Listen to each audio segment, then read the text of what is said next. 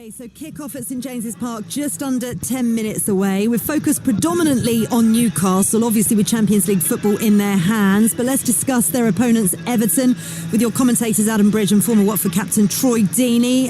Troy, does David Moyes face a challenge of raising his players today? You mentioned earlier on that they didn't really break much of a sweat in the warm-up. Obviously, the emotion of that final game at Goodison Park last week.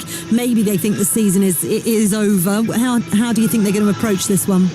Yeah, I think they're going to have professional pride and want to showcase that they can obviously deliver on a stage like this, because they are playing for their futures next year as well. 13 players being out of contract, a new stadium, new ownership. So they're still going to have professional pride, but I think it's a game you can enjoy. There's not many times in the Premier League get to play with real safety, real assurance of we're just going to have to play the football to the best of our ability today. The only thing that will take the intensity down a little bit, none of the lads will want to get injured. That's the only thing. They don't want to get injured because they've all booked their holidays, as you know, Claire. Yeah. Why would I know that? Abdoulaye Doucouré leaving the club as well. I mean, I'm sure he's definitely booked his holiday. Been a loyal servant for Everton, hasn't he? He's going to get some reception from the visiting fans. Yeah, I spoke to him briefly just before he went down to the tunnel where they come out and check the pitch. I think he's a wonderful football player that he's never truly appreciated until he leaves your team. We had him at Watford and we didn't realise how good he was until he left. And then similarly now, I don't think Everton will as well. He's a very difficult player to replace, but he's in a position where he's probably got one more contract and he's probably looking after himself and his family. And you can't begrudge a player that at this stage. Yeah, of course. And speaking of families, the players are all in the tunnel at the moment with their respective families, babes in arms. I always love the final day of the season for this. Normally families don't tend to come out until the final whistle when they do a lap of honour, but today the players are bringing the little ones out, and I tell you what, it's some atmosphere there at St James's Park at the moment. Yeah, it's crazy. All of the flags are out. There's a Newcastle flag to our left-hand side. There's an NUFC in front of us in gold. And then there's a lovely little banner to our right that says, you entered the pitch as players, you left it as a legend. That's a lovely little sentiment and motto for every single player that's playing today. And you can hear the noise already reverberating around this wonderful stadium. It's when it's like this, there's not many better places to be in world football, never mind in the UK. Oh, and wouldn't it be absolutely incredible to see Champions League football back there again, as it was when they first got it just a couple of seasons ago. It was brilliant to see them in that arena, and these fans, as we saw when they won the Carabao Cup earlier on in the season, know exactly how to put on a big occasion as the players walk out. Troy, how do you think it's going to pan out today? I think we're going to see a very dominant Newcastle victory.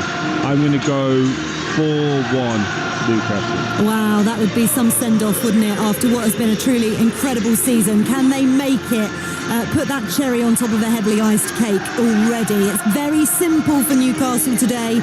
Win, and they should guarantee Champions League football unless something really mad happens in the Manchester United against Aston Villa game. Draw or lose, and the knees are going to start shaking a little bit. Others will look to profit. We, of course, will be keeping you updated with all the scores from the Premier League and the relevant live league table as well regarding all of those games that matter. But sit back and enjoy this one. It's Newcastle against Everton, and you'll be in the company of former Watford striker Troy Deeney and your match commentator here on Talksport 2, Adam Bridge. Thank you, Faye. Good afternoon, everyone. A wonderful sight at St James's Park, winning a first domestic trophy in 70 years and qualifying for the biggest competition in European football. If anyhow a Newcastle had dreamed of much more back in August, I'd be very surprised. But here they stand on the brink of completing a remarkable dream double and making Howe only the 5th English manager to achieve 2 top 4 finishes in the Premier League. A win is all it will take today. Anything less and a reliance on results elsewhere will have the Geordies jittering. A final day of the season with no worries for Everton is very welcome. A bright new future lies ahead as they move from Goodison. The euphoria, tears and celebrations of last weekend's final home game are still a poignant memory. Under David Moyes, their points tally since his first win is the 5th highest in the Premier League, but with several players out of contract, a big summer awaits alongside the move to a new home. Yesterday it was the red and white half of Tyneside that was celebrating return to the Championship. Today, can the black and white half secure a return to the Champions League. Let's have a look at the two teams for you. We'll start with Newcastle United. Alexander Isak is back, and it's the only change from the game against Arsenal. Nick Pope is in goal. Cher, Botman and Byrne the back three. Murphy and Livramento the two wing-backs. Gimaresh and Tonali in central midfield, with Barnes and Gordon supporting Isak up top. Dubravka, Trippier, Lascelles, Wilson, Kraft, Asula, Willett, Longstaff and Miley are on the bench today for Eddie Howe's side. 4 changes today for Everton. Jordan Pickford, the former Sunderland player and Sunderland fan, in goal. A back 4, final appearance in an Everton shirt for Ashley Young at right back, alongside Keane and O'Brien, the two centre-halves, and Mikalenko, who will play at left back today. The midfield two are the same. Garner and Gay will patrol that area for David Moyes' side. And then the tough couple of changes up the field see Harrison coming on the right, Alcaraz in the 10, and Ndiaye will play on that left-hand side with Beto up top for Everton.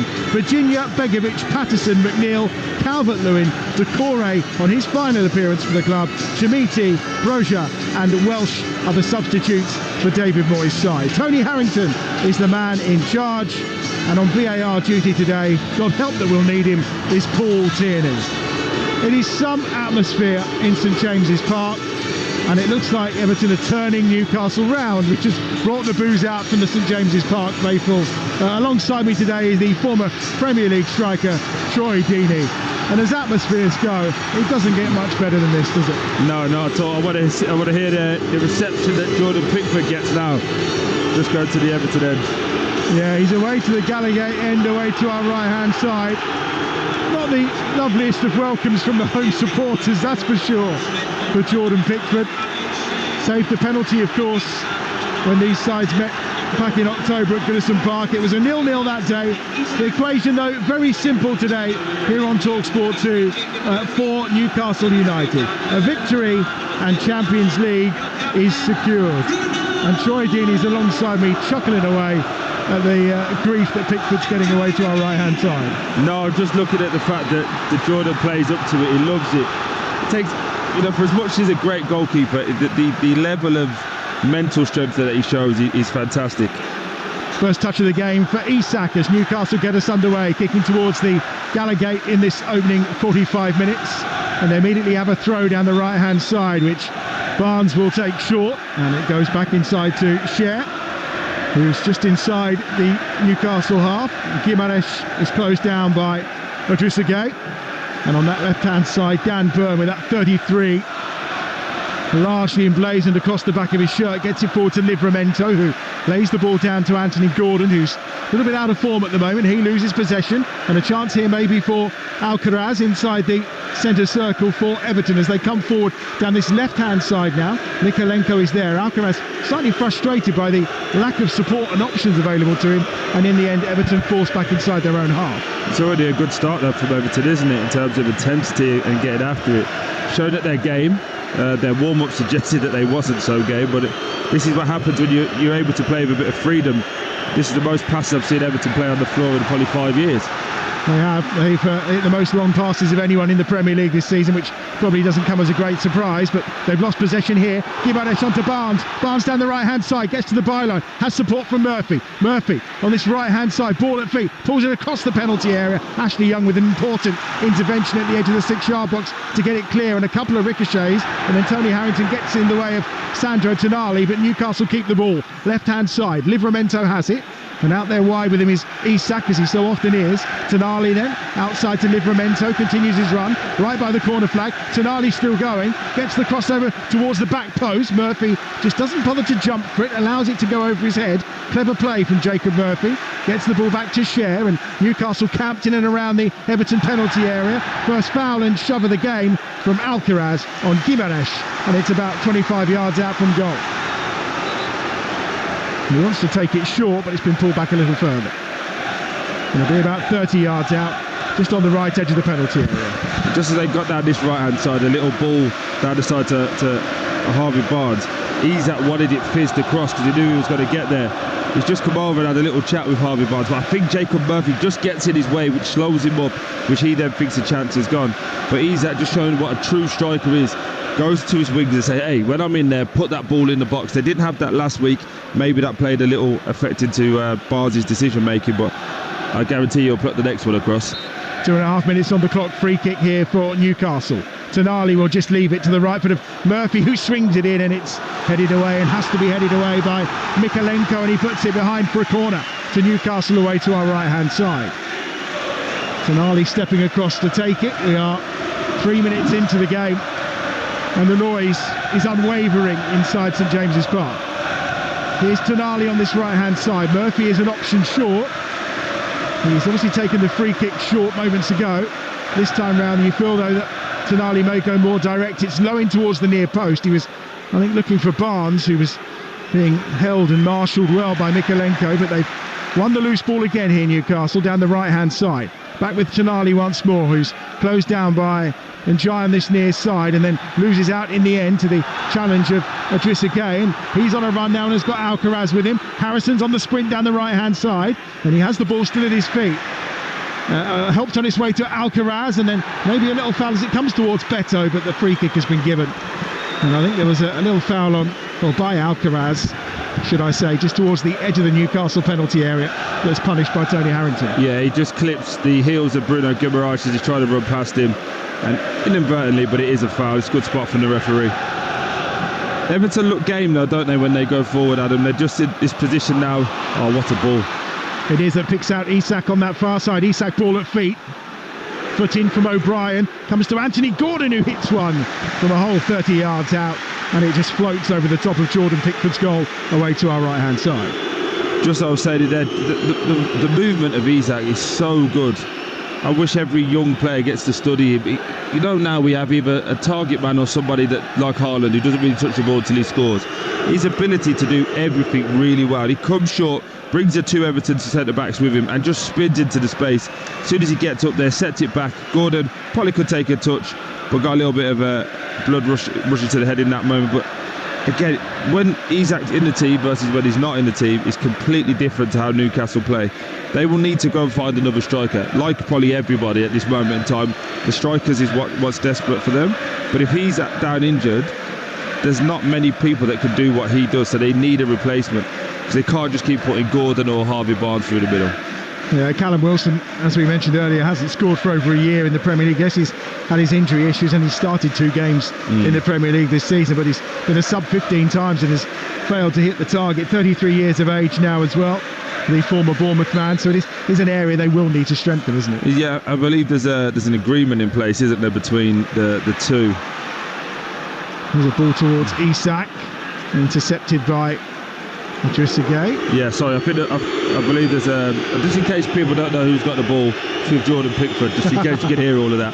But I think there's an agreement with Callum Wilson and the club in regards to 1 more year potentially being taken up. But I think for Callum, with the market being the way it is, I'd go and play, go and get paid somewhere. He could probably go to an Everton with all the changes that they're having. Yeah, injuries have always been an issue for Callum Wilson for sure. Throw taken short here by Murphy for Newcastle, who have it down this right hand side. 6 minutes in. You're listening to Talksport 2. It's the final day of the Premier League season. As Anthony Gordon is fouled on that far side by Ashley Young, forever getting himself in strife. And a little late challenge on Gordon on that far side gives the free kick for Newcastle about 10 yards inside the Everton half. Lucky to not get a yellow card there, Ashley Young. Just trying to lay a little marker down on Gordon. Whenever he can get tight and put a bit of pressure on him, he's going to. It's a little bit high on the tackle, but thankfully for Ashley Young, Gordon gets up and doesn't make too much of a meal out of it. Murphy again down this right hand side. This is the early phase of attack and the direction of attack for Newcastle, and he floats the ball then looking for Livramento as the furthest player forward, but it's gathered by Jordan Pickford again away to our right hand side. All in green today. Jordan Pickford, the short sleeves, will have been sharing and celebrating in Sunderland's success yesterday, and could he cap off a wonderful weekend for himself if he could keep a clean sheet here today and deny Newcastle a place in the Champions League, I'm sure. Tonali penalised for a foul this time on Iliman Ndiaye, and it will be a free kick for Everton, and Mikalenko will deliver this, and as ever, as you'd expect from a David Moyes side, set pieces will be a real danger. Yeah, and they've got some big boys on the team as well. Beto, Keane, and weirdly they tried to take it. Just watching David Moyes down below. Garner's just tried to take it quick and kicked it straight through to the keeper. And just watching David Moyes, hand on the head, going, what is going on? Mikalenko with the back pass to Jordan Pickford, who did well under the pressure of Alexander Isak, that time inside his 6-yard area. No goals anywhere else in the Premier League so far this afternoon, and we are almost 8 minutes in, but now away down this left-hand side is Garner. Beto's in the middle waiting for it. Garner takes a couple of extra touches, then pulls it back straight to the feet of Livramento down this right-hand side, and now Gimares is fouled by Alcaraz, and that will be a free kick for Newcastle. That's excellent play from Dan Burn. Again, Everton playing really well. Starts with Jordan Pickford, ball gets fired back into him. Calm enough just to play it through the lines and get him out on the half turn. But when they put that ball down the side for Garner, who's in, it's 2v1 in Everton's favour. Dan Burn goes towards the ball and then backs off and just makes Joe Garner have to take another step. And then with that step, it allows for the Newcastle players to get back. Really good defending. But Everton are game. I'm just watching down. Fabian Schär's very frustrated with the way that they're playing. He feels that Jacob Murphy needs to get back and be a little bit more tighter when they don't have the ball, because obviously they play a 3-5-2. But you've got two different types of players. At right wing back, you've got a winger, Jacob Murphy. At left wing back, you've got a full-back who knows how to tuck in, and Schär's just being exposed a little bit here, and he's not too happy.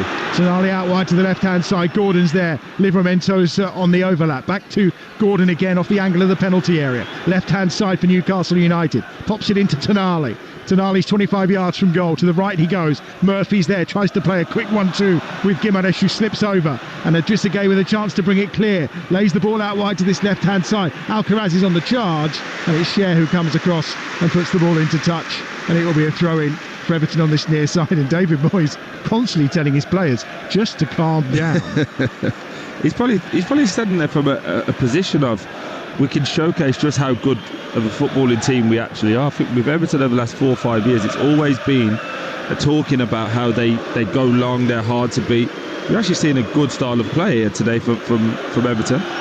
A trophy lift today at Anfield, of course, for Liverpool, but looks like Palace are being the party poopers. I'll tell you about that goal in a moment. Here's Beto. Beto tries to tee that one up for Joe, gets the shot away, and it's blocked again. Beto looked like he was chasing a lost cause between two Newcastle defenders, but he got there first, and in the end, Njai's shot is blocked. They still have it though on the far side. Harrison gets it forward into the feet of Garner. Back to Harrison again, 35 yards out, clips the ball into the box for Njai, but it's over his head and out for a goal kick to Newcastle. Yes, Ismail Assar scores the first goal of the final afternoon of the Premier League. It's Liverpool 0, Crystal Palace 1 at Anfield as things stand. Here's Troy Deeney. I'm really buzzing that Isma scored as well, actually. Another colleague of mine who scored. Clearly they all get better when they leave me. That's what I'm taking the credit for. I did hear you say that the other week. I'm just looking at this Newcastle team. We spoke about it in the build-up with Faye about intensity. I just wonder whether they've got caught up in thinking this is job done already, and they were expecting a bit of a party. And it is really difficult to then up your game again. They need something. Maybe it's a goal, maybe it's a tackle, but they need something to just get this place going again, because the crowd's got a little bit nervous very quickly. Interesting you talk about shape and Schär not being particularly happy. But obviously most of that success this season has come with a flat back four, but because that injury to Trippier was forced into the change and then stuck in it. Here's Njai, brilliant run, he's got the better of Murphy, and another example of how Murphy can be exposed defensively as Alcaraz shoots from about 25 yards out, and he'll wish he hadn't, because that was well wide. Yeah, just looking at them on the pitch now, Schär is literally talking to Murphy, Tonali's now talking to Murphy. They clearly identified that this right hand side is an issue. They're going to have to deal with that very quickly. They do have Kieran Trippier on the bench who they could put in and go back to that flat back four that you was talking about. But I think they just want to be better with the ball. They've got no control at this moment in time for Newcastle. There's no build-up of play from the goalkeeper. It's going long into Isak, which is probably one of his strengths, his game. But he's not going to win the ball over O'Brien or Michael Keane any time soon. So Newcastle just needs to be a little bit better with the ball and a little bit more aggressive in the press, because at the minute it's just people getting off the back of runners all day. It's worth remembering Newcastle were 12th in mid-December. They've won 7 of that last 10 in the Premier League. Only Aston Villa have won more of those games. That's created this charge towards a Champions League place, but they haven't beaten Everton in the last 3. And they need to put that to bed today if they're going to be sure of that place in the Champions League. Although as things stand, all of the key games involved in qualification for the Champions League in Europe remain 0-0 as things stand. The only goal, that goal from Ismaila Sarr for Crystal Palace against Liverpool. A reminder right now over on Talksport, you can listen to Manchester United against Aston Villa as Villa try to secure a Champions League spot. And on Talk right now you can listen to Fulham against Manchester City, but the best thing to do is probably get the Talksport app, get it downloaded, and you can flick between the games and follow the story throughout the afternoon. That's a delightful ball from Cher. Anthony Gordon's got there. It's well defended though in the end from Jack Harrison, but he has got his side of corner.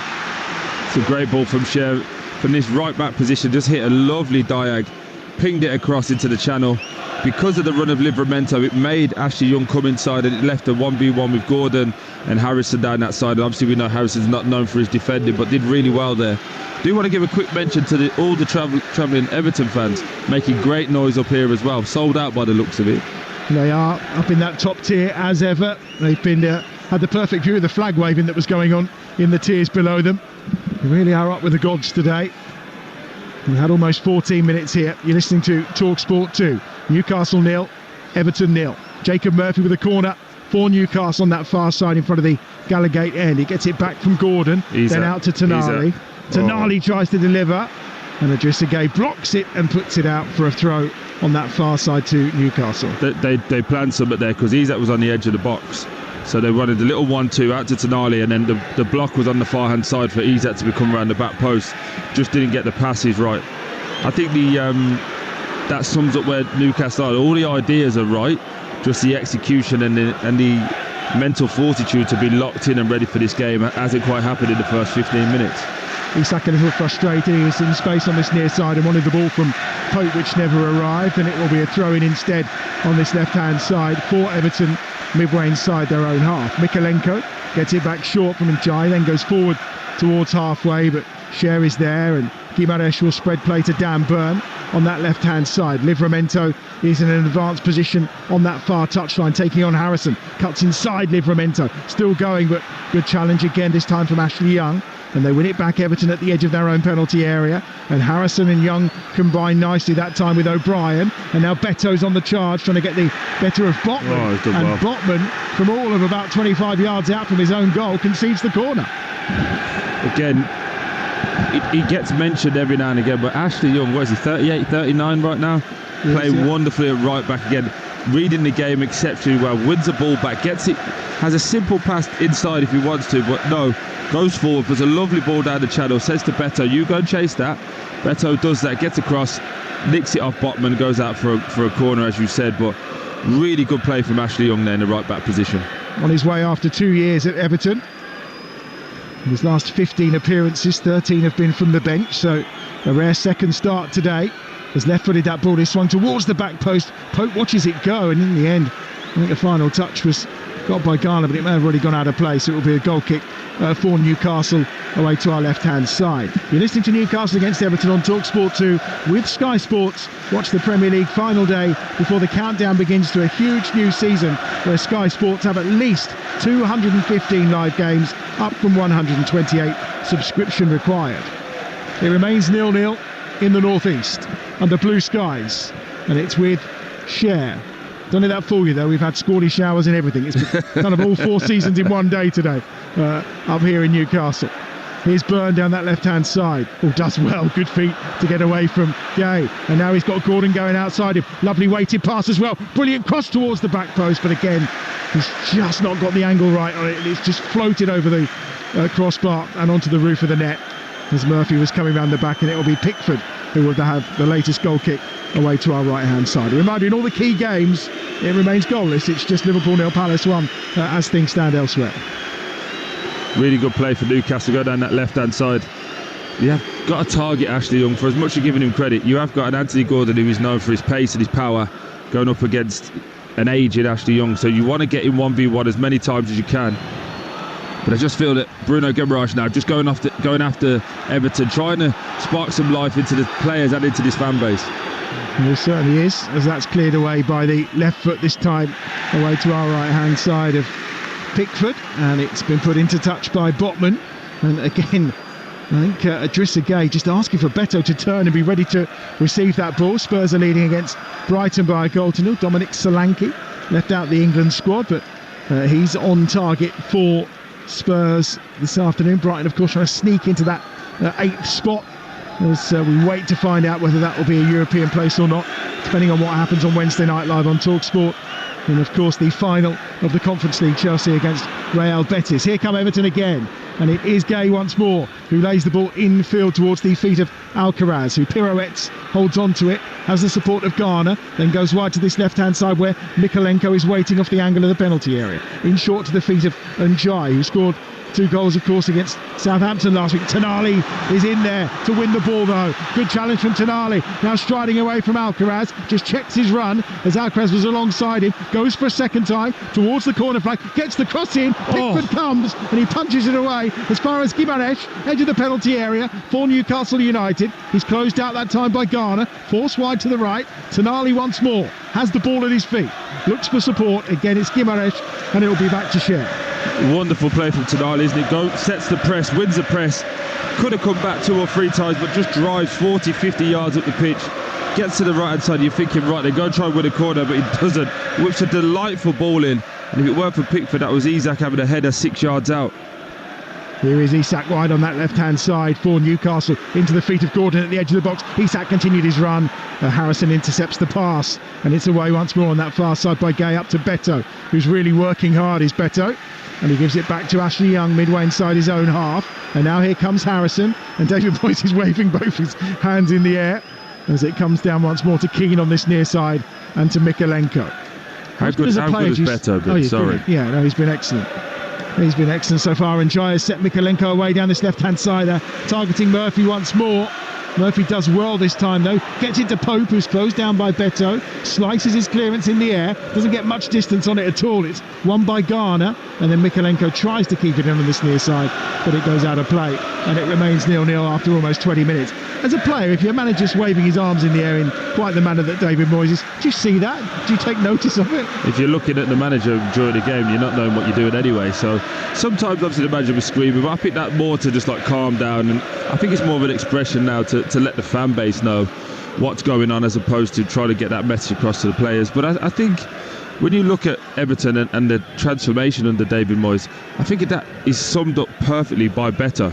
I think he's been excellent. He looks like he's got superpowers. He's running stronger, his link-up plays miles better, and obviously he scored more goals than he did under Sean Dyche. So really, really interested to see how he develops, just as he does wonderfully well there again. Ball played into him, controls it, turns away from Botman, and I think that's Guimarães has to bring him down, but he just looks quicker, sharper, and like he's got loads more confidence. He started 14 of the last 16 games for Everton, and it shows so far this season. 8 goals to his name, 9 of course for Iliman Ndiaye, and between them keeping Calvert-Lewin, who's obviously had another injury-prone campaign out of this Everton side. What the future holds for him, who knows.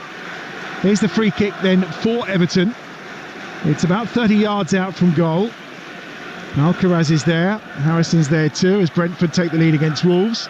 Ryan Mbeumo is the goal scorer for Brentford. There's a surprise, that's him into 20 for the season. Yeah, there's 20 for the season now, yeah. Fantastic performance, and talk of course that potentially he may well be a target for Manchester United. Here's Alcaraz, who fizzes that one, and Pope goes low down to his right hand side and makes the save. It's one of those that was dipping, probably has arrived at Pope, and he did well. Yeah, it's a good save. Just watching the replay, it's more or less at him. It looked better from our position than it does actually on the screens. It's one he has to save. Newcastle fans getting very, very frustrated, very animated with how many times Newcastle turning the ball over. This time Gordon just on there trying to do a 1-2 with Livramento, plays it behind him out of play. I wouldn't be surprised if Eddie Howe changes formation or even looks at trying to do something at half time if it continues like this, because this is on for Everton to nick a goal. It just feels like it's coming. And here is Garner coming forward again for Everton. Wants the free kick, but it's alleged that Anthony Gordon did that fairly. And now Barnes will have it down this right-hand side. Murphy goes ahead of him once more. Barnes still going, and he hit a pass through for the run of Isak, but way too much on it and it's gathered up easily by Pickford at the edge of his 6-yard box. That was the pass though. It was just overhit. It's a great run from Isak. He just needed to be slipped down the side and he would have been in to have a shot first time. One of the games affecting the positions in the race for the Champions League. That's the game between Fulham and Man City. We have our first goal there, and it's a goal for Manchester City, and it's İlkay Gündoğan who's on target at Craven Cottage. Manchester City, remember, only need a point to qualify for the Champions League, but on their way towards 3 right now. That game live right now over on Talk. Download the Talksport app, of course, if you would like to get access to all of our games. Remember, there's a goal in the one between Spurs and Brighton as well. Spurs leading there by a 1-0. That's one of our exclusive app commentaries as well this afternoon. Header away by Botman has given a throw in a good position here for Everton down the left-hand side. It's level with the edge of the penalty area, and it's Garner who's going to launch that throw in. Good header away that time by Dan Burn. Out to Garner again on this left-hand side. He's got support from Iliman Ndiaye, just clips it onto Mikalenko, who does get the cross away low to the edge of the 6-yard box. Gimenez has given it away. Garner's going to strike one, which he does, and Pope goes down low to his left-hand side and makes a good save. And now on the rebound, a counter for Newcastle. Livramento up over halfway. He's got 3 round him. Livramento still going. It's a brilliant run so far. And Idrissa Gueye is going to get a yellow card for that challenge on Livramento, who has dragged his side to within yards of the penalty area of Everton on that far side. Another example of why he should have been in the England squad. Left back marauding forward, gone past 3 or 4 Everton players there, and Idrissa Gueye has to take him out because he's going in on that back line there just to put a ball across for Isak. Excellent play from Livramento. Again, another player so consistent for Newcastle this season, whether it's been at left back or right back. Real surprise that he wasn't in the squad. What do you think, Adam? Yeah, his quality, there's no doubt about it. Played right back and left back, hasn't he? He's got so much to offer. And a reminder, I think about 177 times this season he's won possession back, the most of the Newcastle side. Real fighter. You think it's 177? I think it's 177. That's a very deliberate number for thinking. Just an FYI. Prior to today. That's probably 178 now, after he won possession there, for sure. Here's the free kick. Tonali on that far side. Right footed, floated across towards the back post where Fabian Schär was waiting. Cleared away as far as that man, Livramento again. Down this right-hand side. Murphy on the charge forward. Chance to deliver a good ball in. He's got a great angle to turn it towards the back post. And arriving on that occasion was Dan Burn, but Jordan Pickford got there first and gathers the ball at the edge of his 6-yard area quite comfortably. Don't get me started on England squads because a lot of it's irritated me, so I'm not even going to go there. I feel like today. we're going to have 5 minutes at some point in this game where it's a bit low, and I'll tap that juicy nerve for you. If it goes quiet. There's plenty of opinions that everyone has on that. Choices made by Thomas Tuchel this time round.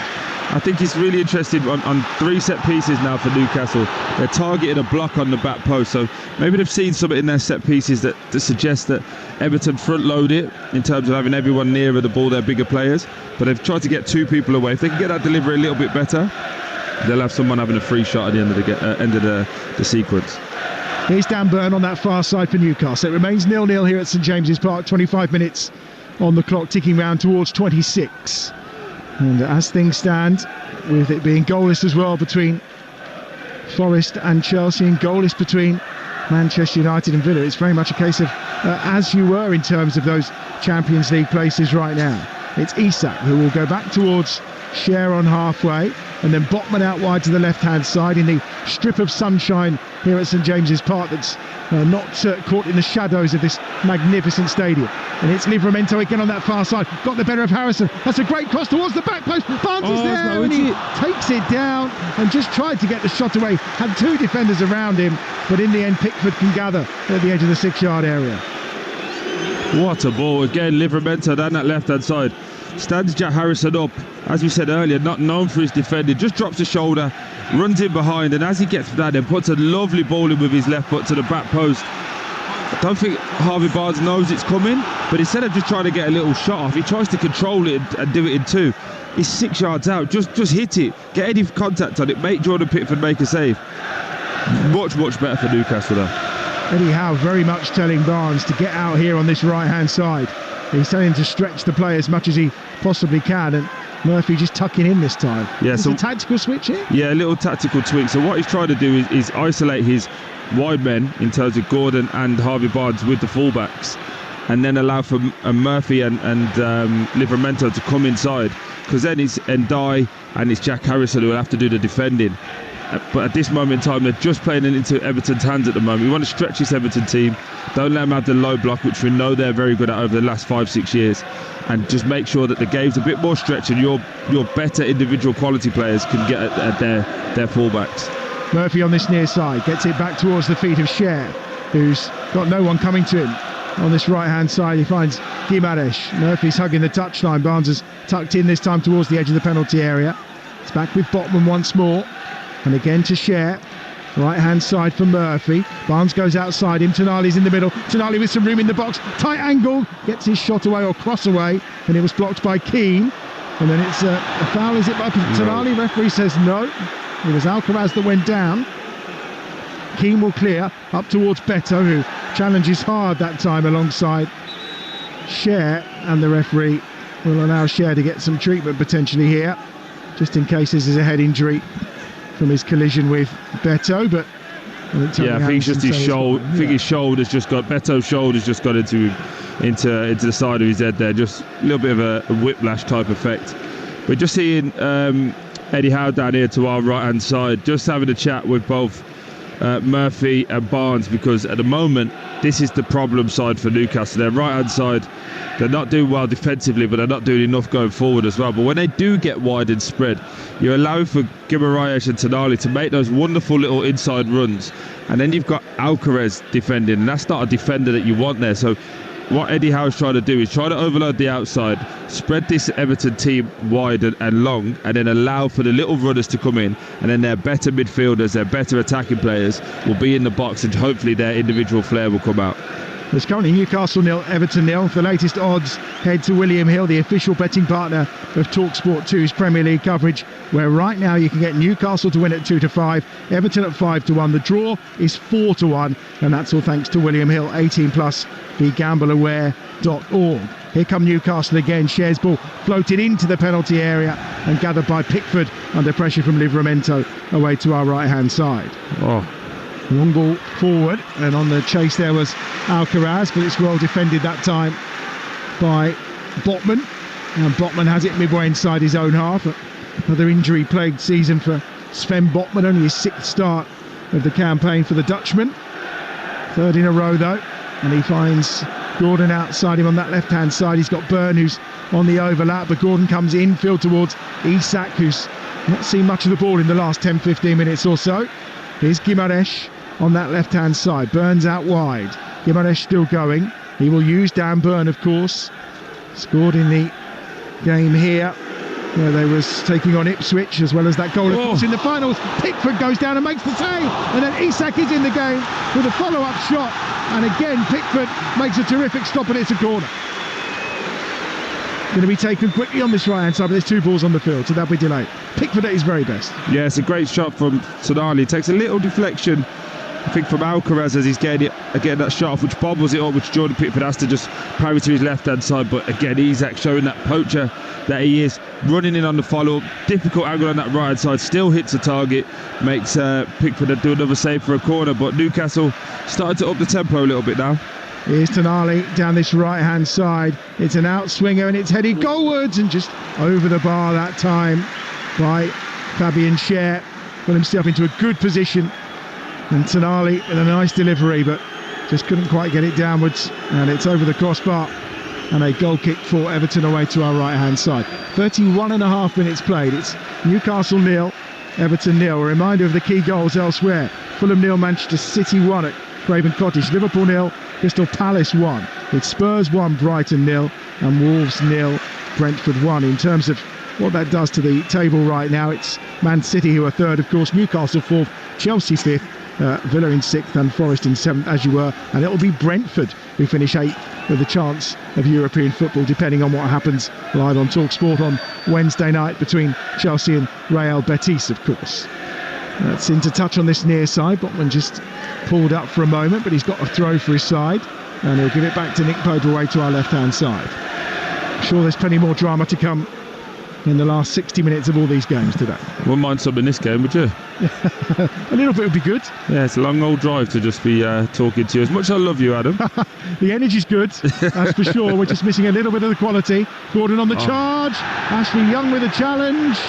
And it's not going to be a yellow card for Ashley Young. In fact, he's furious. He's absolutely convinced that Anthony Gordon's dived there. Absolutely raging is Ashley Young. He's been around long enough to know a dive when he sees one, I suspect. In fact, he's done a few himself. I was about to say, it's a massive dive. But it is pot kettle black, isn't it, coming from Youngie as well, moaning at somebody else diving when they go past them. To be fair to him, he's completely turned away, and Gordon just thinks he's going to stick his leg out. He doesn't, and he nicks one. But I think if I'm Newcastle, I'm lucky that I got one there. But I need a bit more quality now from these set pieces. It's building, isn't it, Adam? It's building as if there's got to be a goal, but there's no real clear-cut chance at this moment in time. A couple of yards from the edge of the penalty area on the far side, this free kick. 18 yards out, probably about 5 yards in from the far touchline. Tonali's going to swing it in, which he does.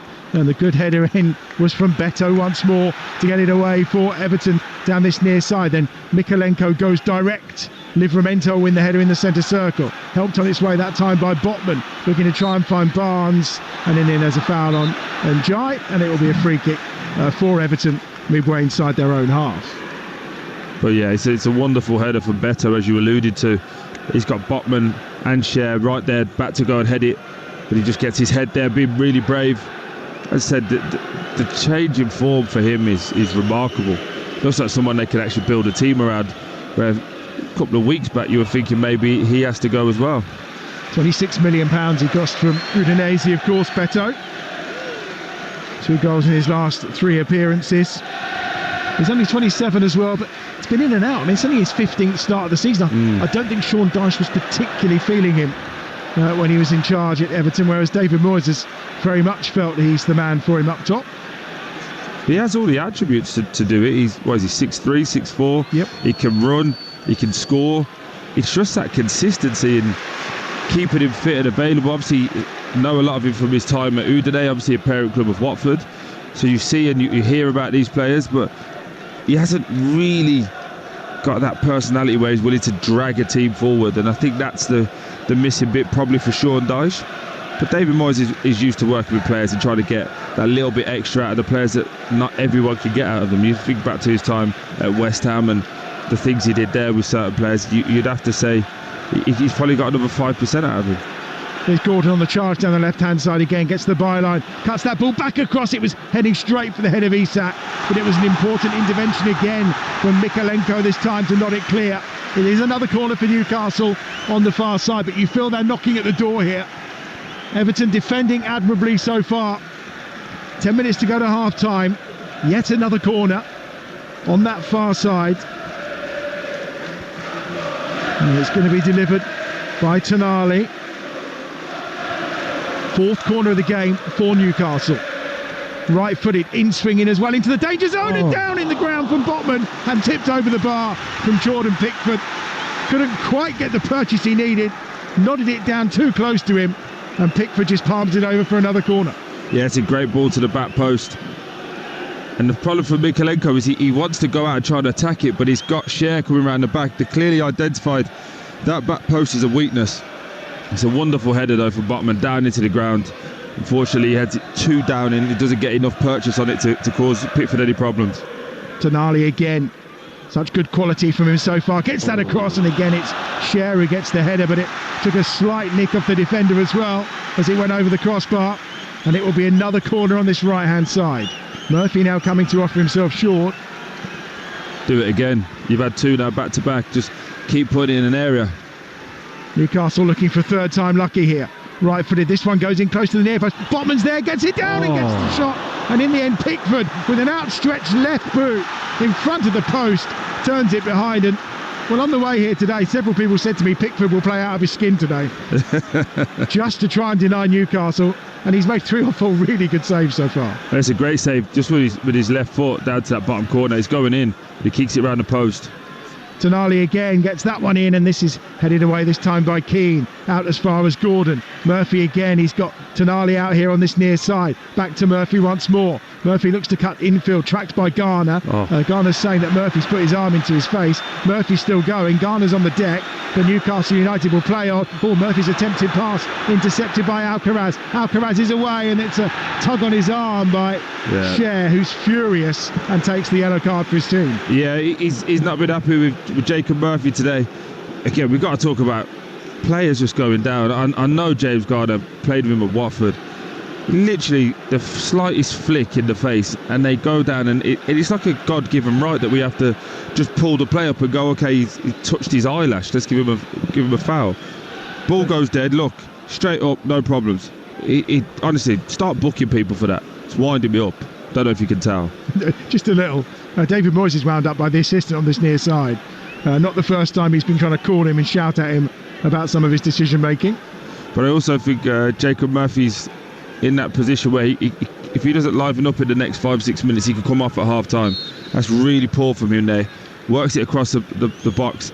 Fabian Schär has to take a yellow card because Jacob gives it away, and it allows for Everton to counter-attack again. It's just been a problem down this right-hand side. I really could see a situation where Kieran Trippier comes out at half-time. Mykolenko gets the cross in, and arriving with the header that time was Alcaraz, and it's tipped over by Pope. That's terrific from Everton. Down this left-hand side, Idrissa Gueye's ball, perfectly weighted. Mykolenko's cross, and Alcaraz slammed the header on target, only to see it tipped over the bar. Again, down this right-hand side, which we keep talking about, Everton have identified that's a wonderful ball from Mykolenko, as you said, and Alcaraz gets across his defender really well. It's going in the top corner. It's a wonderful save from Nick Pope, just tipped it over his bar. But this right hand side is a problem for Newcastle.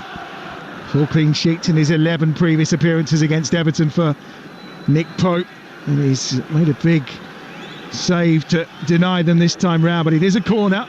Garner right-footed towards that back post, and Pope's there to punch away. Only out as far as Ashley Young. Young on the right-hand side going to deliver. Swings that one in. Beto goes up for the header, and he nods it over the top of the bar, away to our left-hand side.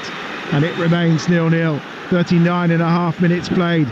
You're listening to Newcastle against Everton on Talksport 2 with Enterprise Rent-A-Car. Making a big move or planning a clear-out with vans of all shapes and sizes. If you've got a plan, they've got a van. Goal kick taken short. A little bit of doubt there from Botman, who then gives it to Byrne. Pressure on from Harrison on that far side. Byrne does get it out, but only as far as Keane. Keane's volley forward is met by the head of Byrne, straight into touch on that far side. It's not good for Newcastle so far, is it? No, not at all. Just again, all the staff down there just in front of us questioning and thinking about what tactical changes they can do. I actually think it's a personnel and a mentality change as opposed to anything else. Got Charlie Adam to our left-hand side just giving me some evils there, so maybe he's thinking that his Everton team aren't getting enough credit. Here's Ashley Young, gives it short to Gueye, who flicks it in towards Beto, couldn't get there with a header, half cleared away by Byrne, nodded back towards the danger zone by Keane, but it's more up in the air than anything.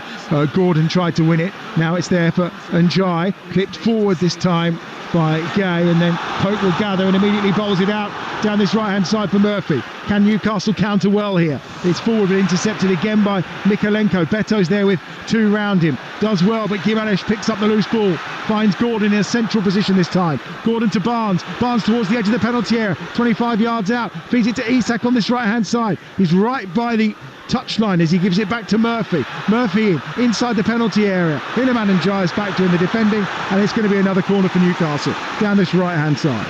He's lucky though there, Jacob Murphy. Gets set back from Isak. All it needs him to be whipping it in the box first time. Takes too many touches, and just as I say that, they've sent Kieran Trippier out to warm up. Like I said, I can really see him coming on at half time, because Jacob, for how good he's been this season, has been really, really poor this first half. Really poor. Right hand side again, Tonali will deliver this corner for Newcastle United. They've come close time and time again towards the back post. It's over everyone. Comes out to Isak. He's got the ball on the ground. He's challenged, but he keeps possession. Finds Gordon 25 yards out. His shot is blocked by Harrison. Offside flag is up from the assistant on this near side. Who's offside? Good question. We'll get a better view in the moment, but he's adamant there is an offside position. or a player in an offside position, and it will be a free kick for Everton inside their own penalty area into the last 3 minutes on Talksport 2. It remains 0-0 here. Elsewhere for the Champions League places, Man City lead Fulham. It's still goalless in the game between Forest and Chelsea.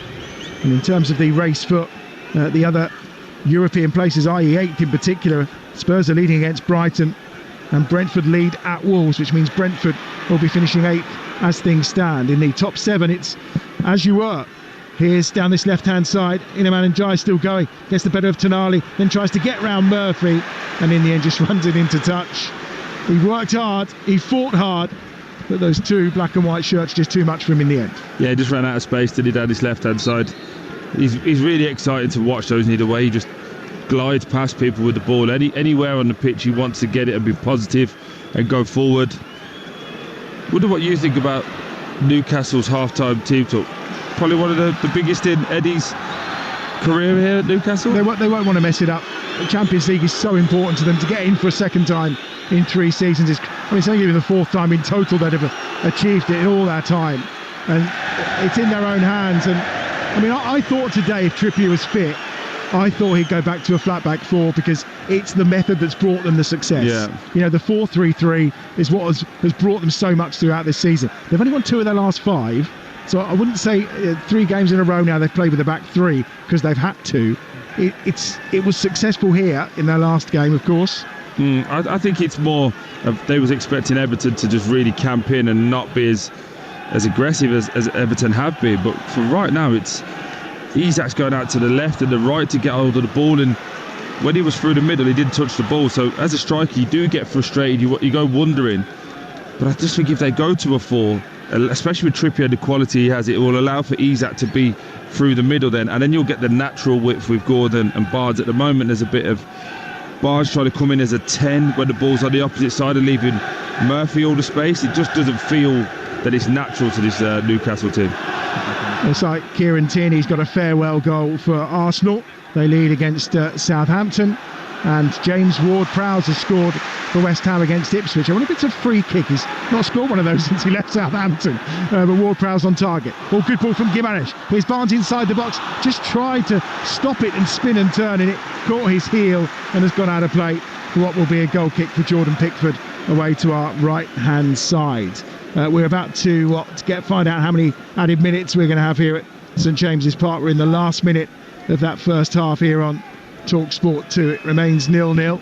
Remember, get that Talksport app downloaded if you want to follow the story this afternoon. We have 7 live commentaries in total for you across the Talksport network. Many of them without goals, it's fair to say. As away to our right-hand side, it's Pickford who will launch it forward as we go into the minute of added time. Beto gets on the end of Pickford's long ball forward and flicks it on, but Botman and Cher combine to pick it up, and Cher will drive forward and then finds Murphy down this right-hand side. Murphy, early ball in this time to Barnes. Barnes does well as he finds Gimaresh. Gimaresh out wide to the left-hand side where Gordon is waiting. Livramento has just gone out wide. Gimaresh once more. Here's Tonali. Tonali to this near touchline. Murphy's waiting for it. Edge of the penalty area still is Cher. Murphy's attempted ball is just cannoning back off Ndiaye, and it's out for a throw, which he takes quickly. Here's Cher. Isak comes short. Yellow boots as ever for Alexander Isak. Has it on this right-hand side. Not really had a clear opportunity. The only effort on goal from him was from the rebound off Pickford's save from the deflected shot of Tonali. Aside from that, not had a sniff of a goal really. Here's Gordon. It's called half-time. And there's half-time with Newcastle on the attack. Not very happy about that. They were about 10 yards outside the penalty area, but referee Tony Harrington says enough is enough at the end of a 45 minutes where there have been chances at both ends. Pickford the busier of the 2 keepers, you would say, although Pope had a terrific stop to make to deny Alcaraz his header that was heading on target. Tonali denied, and also Isak denied by Pickford and Botman too in that opening 45 minutes. But I think Eddie Howe has got more problems to solve here than David Moyes. He'll be very happy with the opening 45 minutes from his Everton side. Newcastle, though, as things stand, they are going to be playing in the Champions League, but it's on a knife edge. Half-time.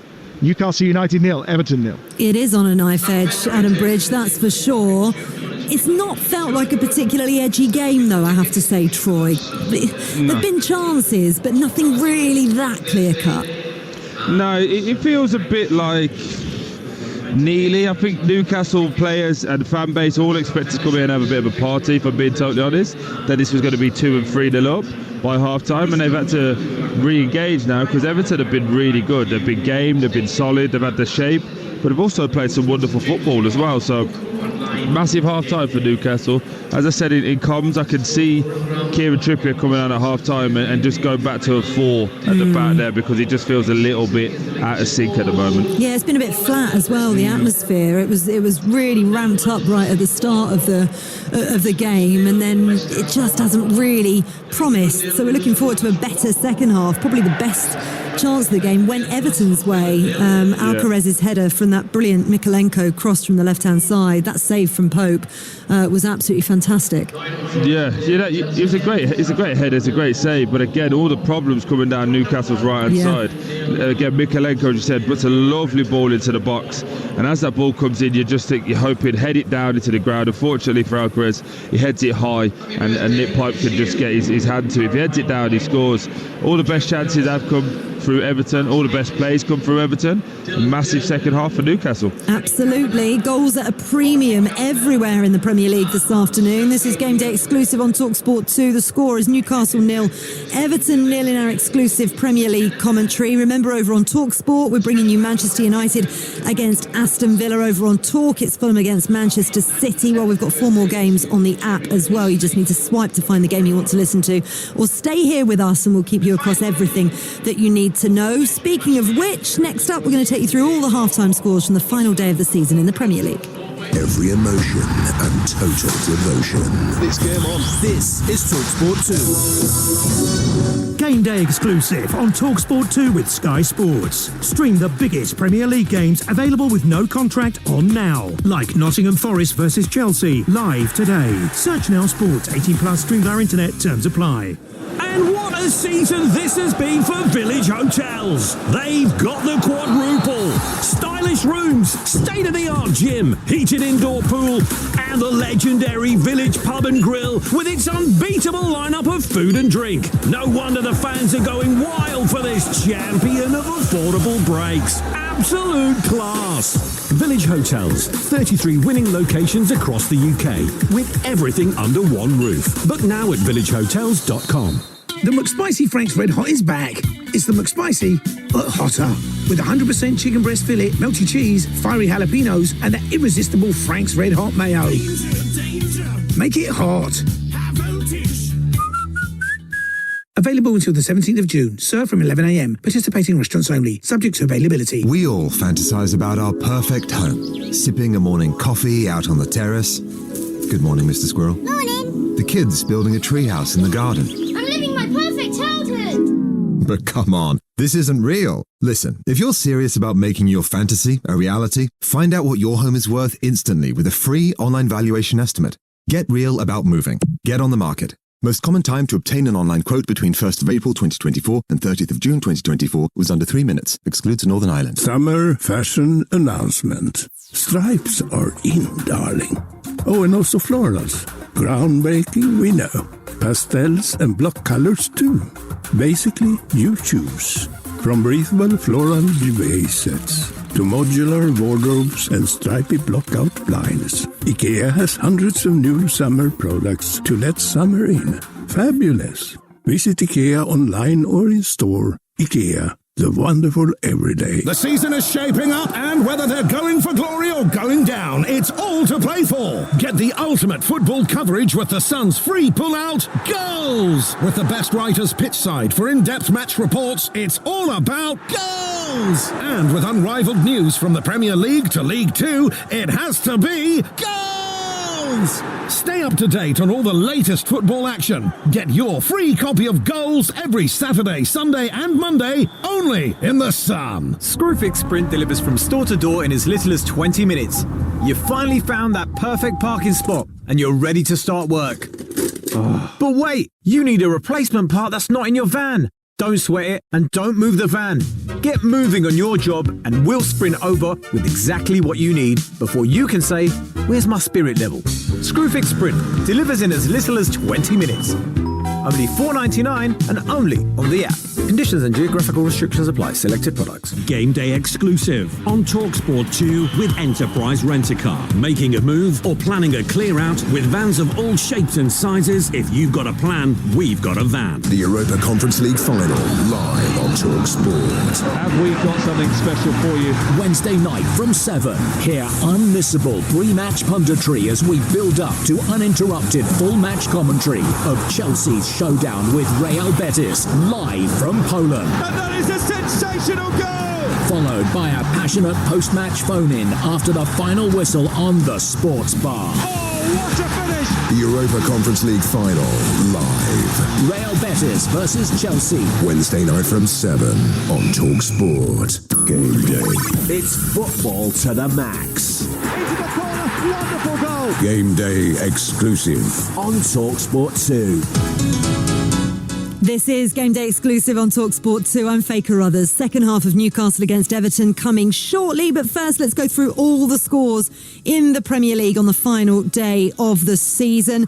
It's Fulham 0, Manchester City 1 currently. Just a reminder, City only need a point to qualify for the Champions League. İlkay Gündoğan has put them ahead on 21 minutes. You can hear that over on Talk right now. Newcastle 0, Everton 0 is our commentary here on Talksport 2. Nottingham Forest 0, Chelsea 0 is the score at the City Ground at the moment, as is the score at Old Trafford. Manchester United 0, Aston Villa 0, but massive news there. Diogo Dalot had hit the post for Manchester United in the first half, but just before the half-time whistle, Emi Martinez was sent off for Aston Villa. He came charging out of his area, clattered straight into Rasmus Højlund, nowhere near the ball, so Asensio's had to be sacrificed.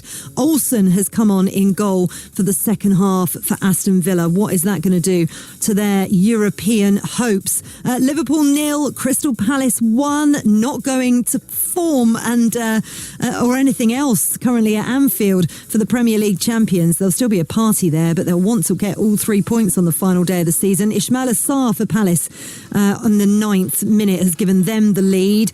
Spurs on a high from the Europa League final as well. They're leading Brighton by a 1-0 after a penalty from Dom Solanke in the 17th minute. That has implications for Brighton's hopes of European football next season. I'll explain that in a second. Southampton 0, Arsenal 1. A final goal possibly from Kieran Tierney just before half-time for Arsenal. Wolves 0, Brentford 1. Brian Mbeumo has had a fantastic season, hasn't he? Has moved Brentford into 8th. That could be enough for a place in Europe next season. Bournemouth 0, Leicester 0. And Ipswich 0, West Ham 1. James Ward-Prowse scored for West Ham just before half-time. So, in terms of the race for Europe, this is how the table stands at the moment. Liverpool, Arsenal, Manchester City, Newcastle and Chelsea are in the Champions League positions. Spurs also will play Champions League football next season because they've won the Europa League. Aston Villa are 6th, which as it stands means they qualify for the Europa League along with Crystal Palace, who won the FA Cup. Nottingham Forest are 7th because they're drawing 0-0 with Chelsea, so they're potentially heading for UEFA Conference League football. Brentford, as I mentioned, have moved into 8th, but we won't find out until the Conference League final on Wednesday, which is between Chelsea and Real Betis, whether or not that could mean European football for them. If Chelsea win, they'll get Europa League football, and so 7th and 8th place in the Premier League will get into the UEFA Conference League next season because Newcastle won the Carabao Cup. Are you following me? It's very, very complicated, and we're not going to find out for definite that 7th and 8th place until Wednesday, which of course will bring you live commentary of here on the Talksport network. Right, coming up next, we've got second half action of Newcastle against Everton. It's coming down to the wire. The qualification, the race for Champions League football is on. Second half action coming next here on Talksport 2. Straight talking and straight to the point. All too easy. This is Talksport 2. Game day exclusive with Enterprise Rent-A-Car. Rent from the best lineup in the UK. Enterprise has all the vehicles your business needs with the flexibility to rent for minutes or months. And what a season this has been for Village Hotels. They've got the quadruple. Stylish rooms, state-of-the-art gym, heated indoor pool, and the legendary Village Pub and Grill with its unbeatable lineup of food and drink. No wonder the fans are going wild for this champion of affordable breaks. Absolute class. Village Hotels, 33 winning locations across the UK, with everything under one roof. Book now at villagehotels.com. We all fantasize about our perfect home. Watching the big game cozied up in the snug. Balmy summer nights with the kids playing on the lawn. We're playing real-life football! But come on, this isn't real. Listen, if you're serious about making your fantasy a reality, find out what your home is worth instantly with a free online valuation estimate. Get real about moving. Get on the market. Most common time to obtain an online quote between 1st of April 2024 and 30th of June 2024 was under 3 minutes. Excludes Northern Ireland. The season is shaping up, and whether they're going for glory or going down, it's all to play for. Get the ultimate football coverage with the Sun's free pull-out Goals! With the best writers pitchside for in-depth match reports, it's all about goals! And with unrivaled news from the Premier League to League Two, it has to be goals! Stay up to date on all the latest football action. Get your free copy of Goals every Saturday, Sunday and Monday, only in the Sun. The McSpicy Frank's Red Hot is back. It's the McSpicy, but hotter. With 100% chicken breast fillet, melty cheese, fiery jalapenos, and that irresistible Frank's Red Hot mayo. Make it hot. Available until the 17th of June. Served from 11 a.m. Participating restaurants only. Subject to availability. Screwfix Sprint delivers from store to door in as little as 20 minutes. So don't get stuck behind a sea of brake lights that grinds your day to a halt.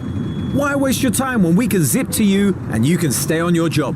Screwfix Sprint cuts through the congestion to get you what you need fast. More time working, less traffic frustration.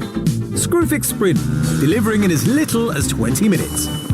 Just $4.99 and only on the app. Conditions and geographical restrictions apply. Selected products. The best seat in the house is no longer in the house. It's outside with the sound of birds chirping overhead.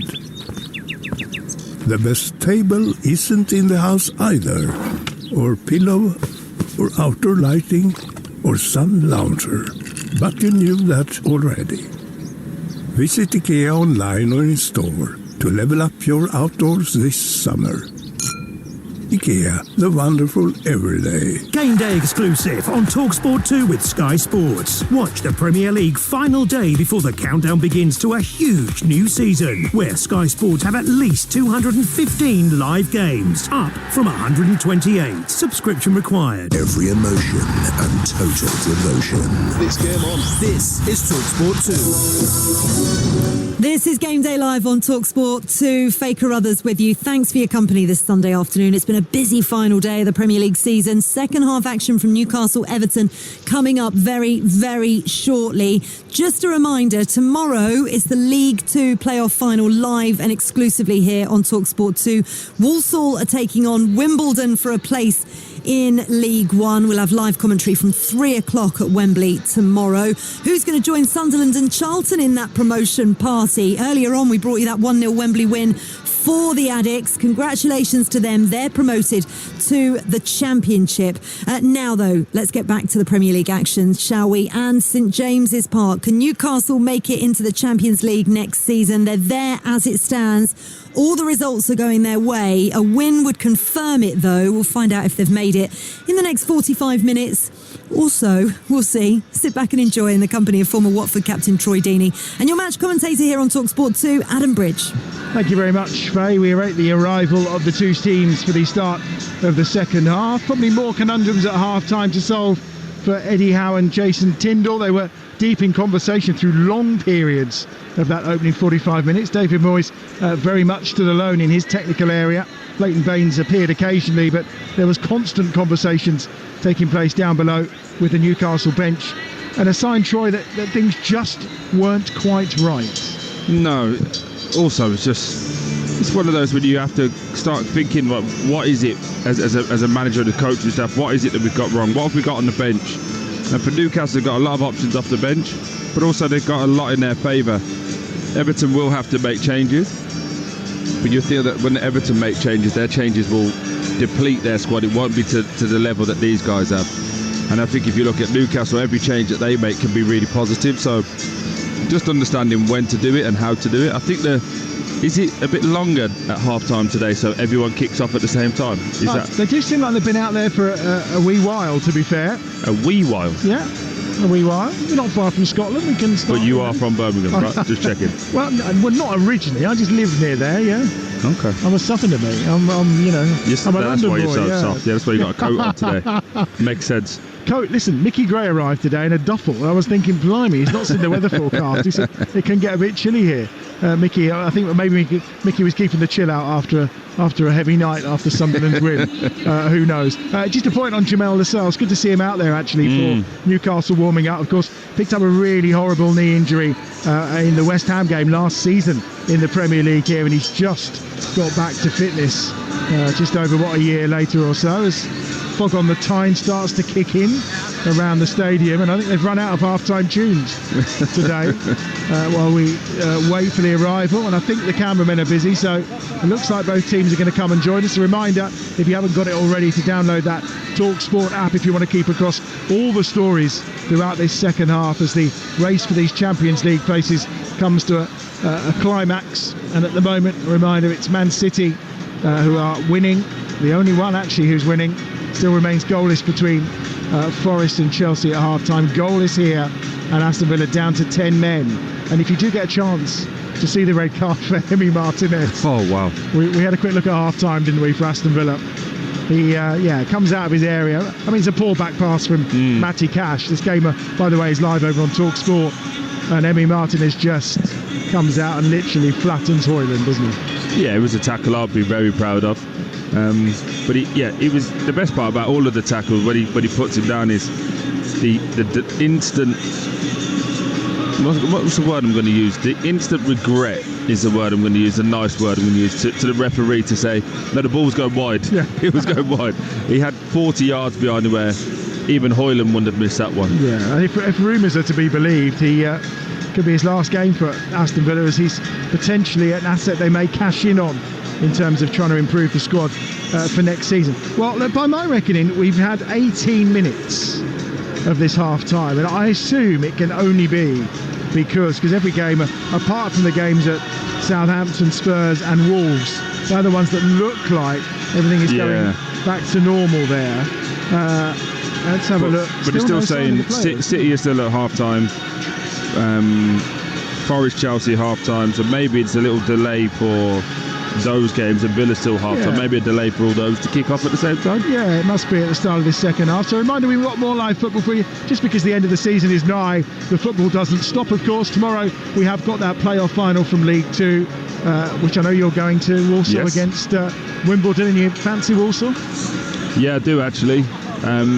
Was obviously worried from the turn of the year, 14 points clear, and then missed it out on the last day to go into the playoffs. But they've reacted really well, and I think you're going to see them do a job on Wimbledon. I really do. Well, that's live tomorrow on Talksport 2. Then kick off 3:01, of course, tomorrow. But our build-up begins from 2 o'clock tomorrow afternoon.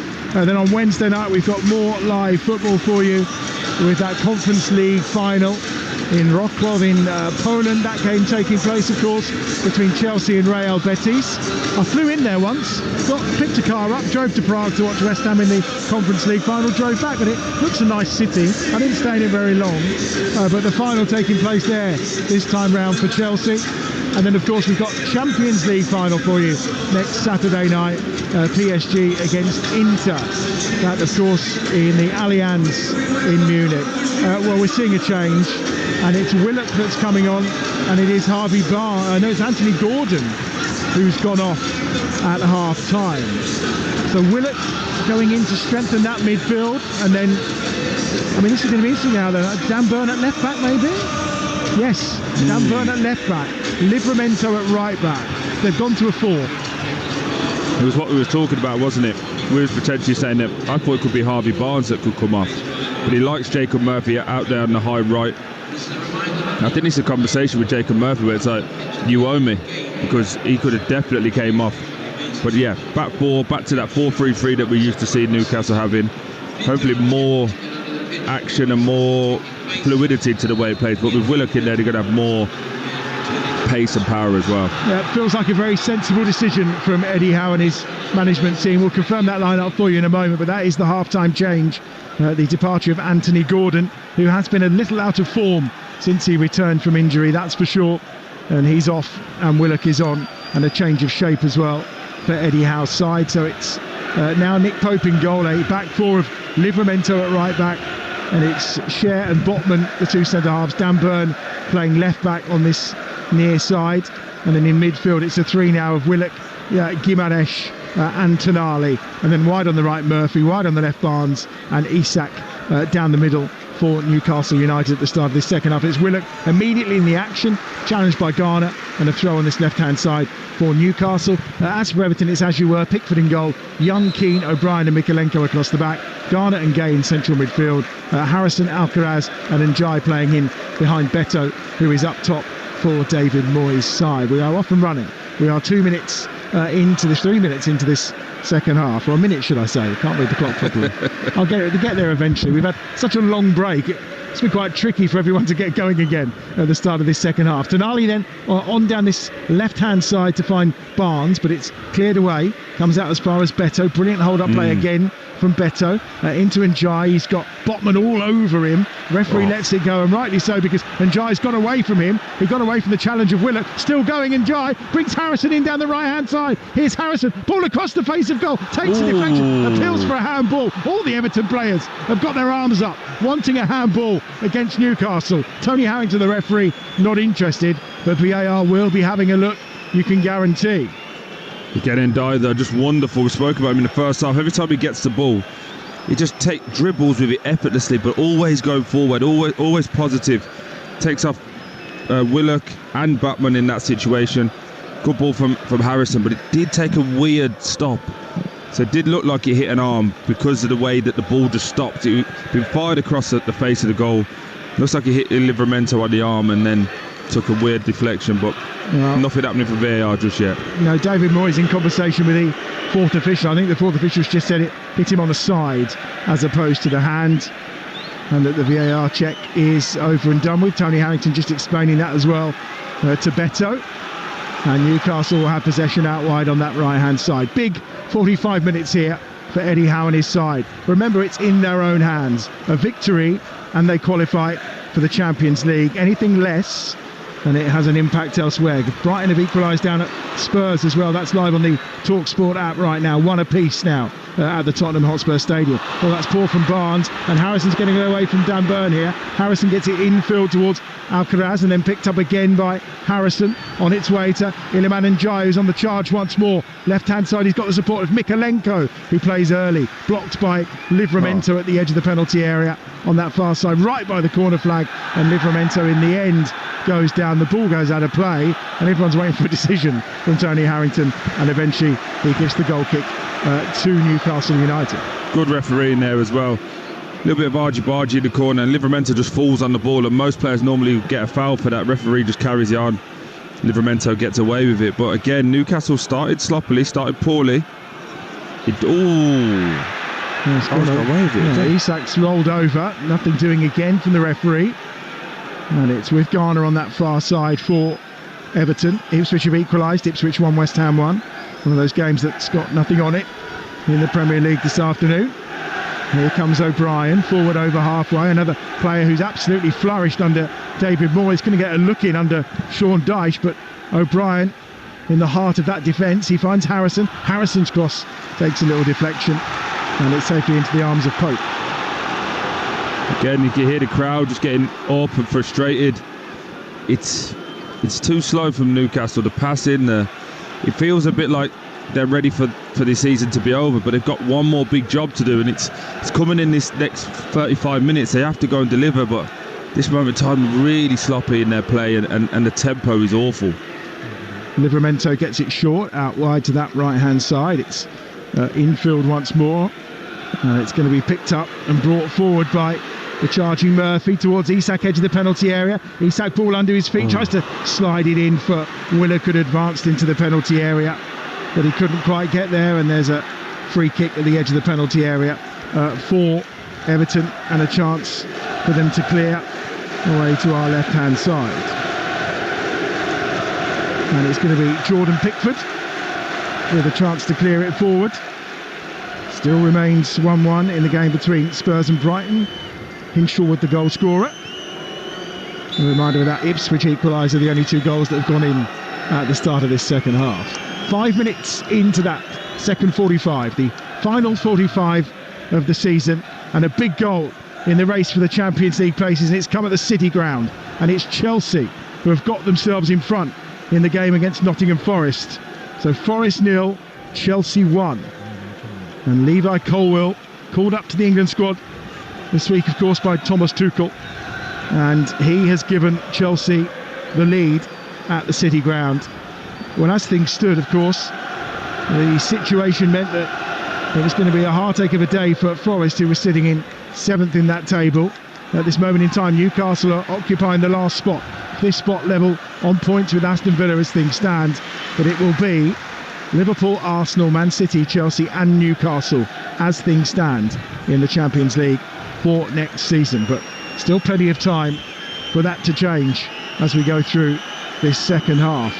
And it's Ross Stewart who scored for Southampton. He's had a rough old time with injuries since he made his move there, but Stewart on target for Southampton, and they've levelled things up against Arsenal at St Mary's. So the goals flying in at the start of the second half, and it's now Ipswich 1, West Ham United 2 in that game down at Portman Road, the last Premier League action for now over in Suffolk. On that far side, trying to keep the ball in play was Michael Keane. It's gone out though, and listen to the Newcastle fans. They've got a throw midway inside the Forest half on that far side. The supporters inside St James's Park just trying to lift their team. Gimaresh is forced backwards. His pass comes to Botman. Botman's challenged by Beto, but Botman's still going and then loses out to Iliman Ndiaye. And again, Everton will go direct this time up to Beto. Gets a good little flick on to Alcaraz. Harrison's coming with support on the right. Beto's going down the left-hand side. Alcaraz fancies his chances and forces the save from Pope. Low down to his left-hand side. And it's a corner to Everton. But they are slicing through Newcastle. Yeah, and again, it comes from Beto. Wonderful hold-up play. Little flick on. Plays it down to Harrison. Right for the ball. Cut across the corners. Quick on! And there's a header. And it's Beto. No, it's not Beto that time. Garner. It was going to be Garner from 6 yards out. I'm not too sure he could do much to control it. He got it goalwards, but over the top of the crossbar, away to our right-hand side. The fan base just to our right now getting very frustrated.